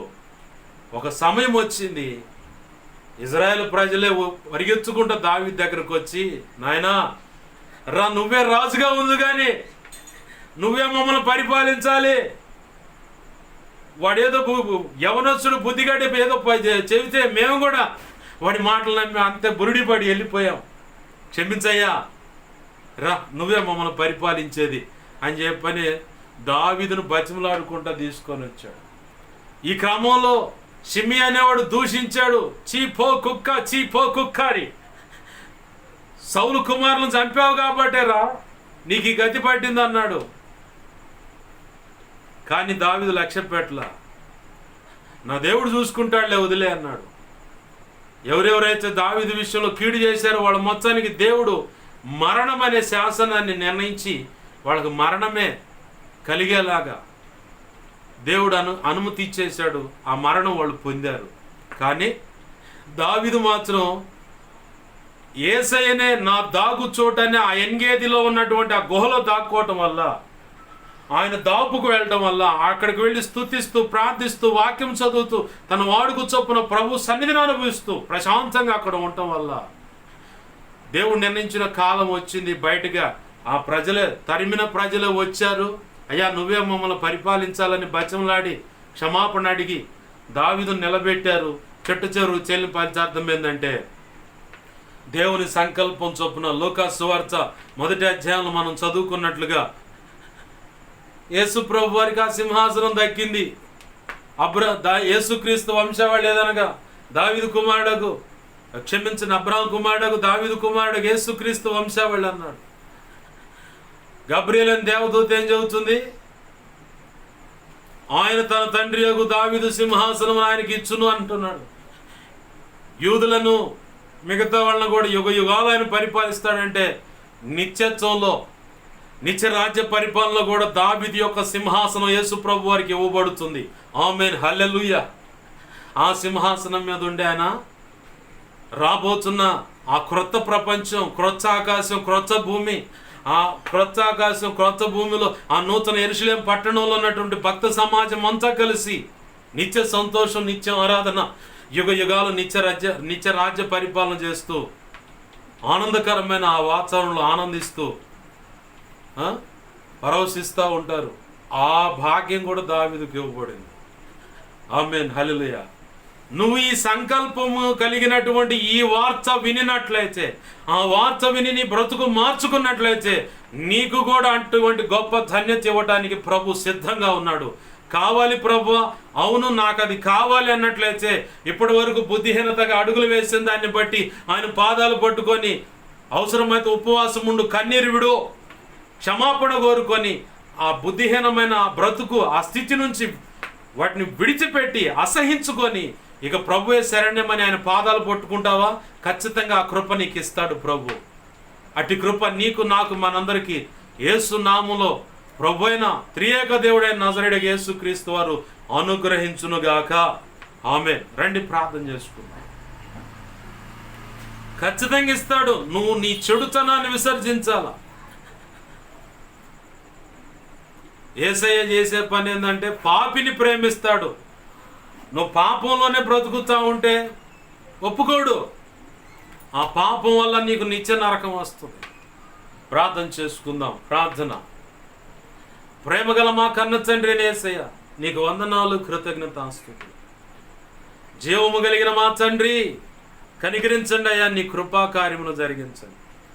నీ మనసులో ఉన్నటువంటి మాటలన్నీ మా ప్రభువా మా ఎదుడు పెట్టారు. నీ కృతజ్ఞతాస్తుతులు.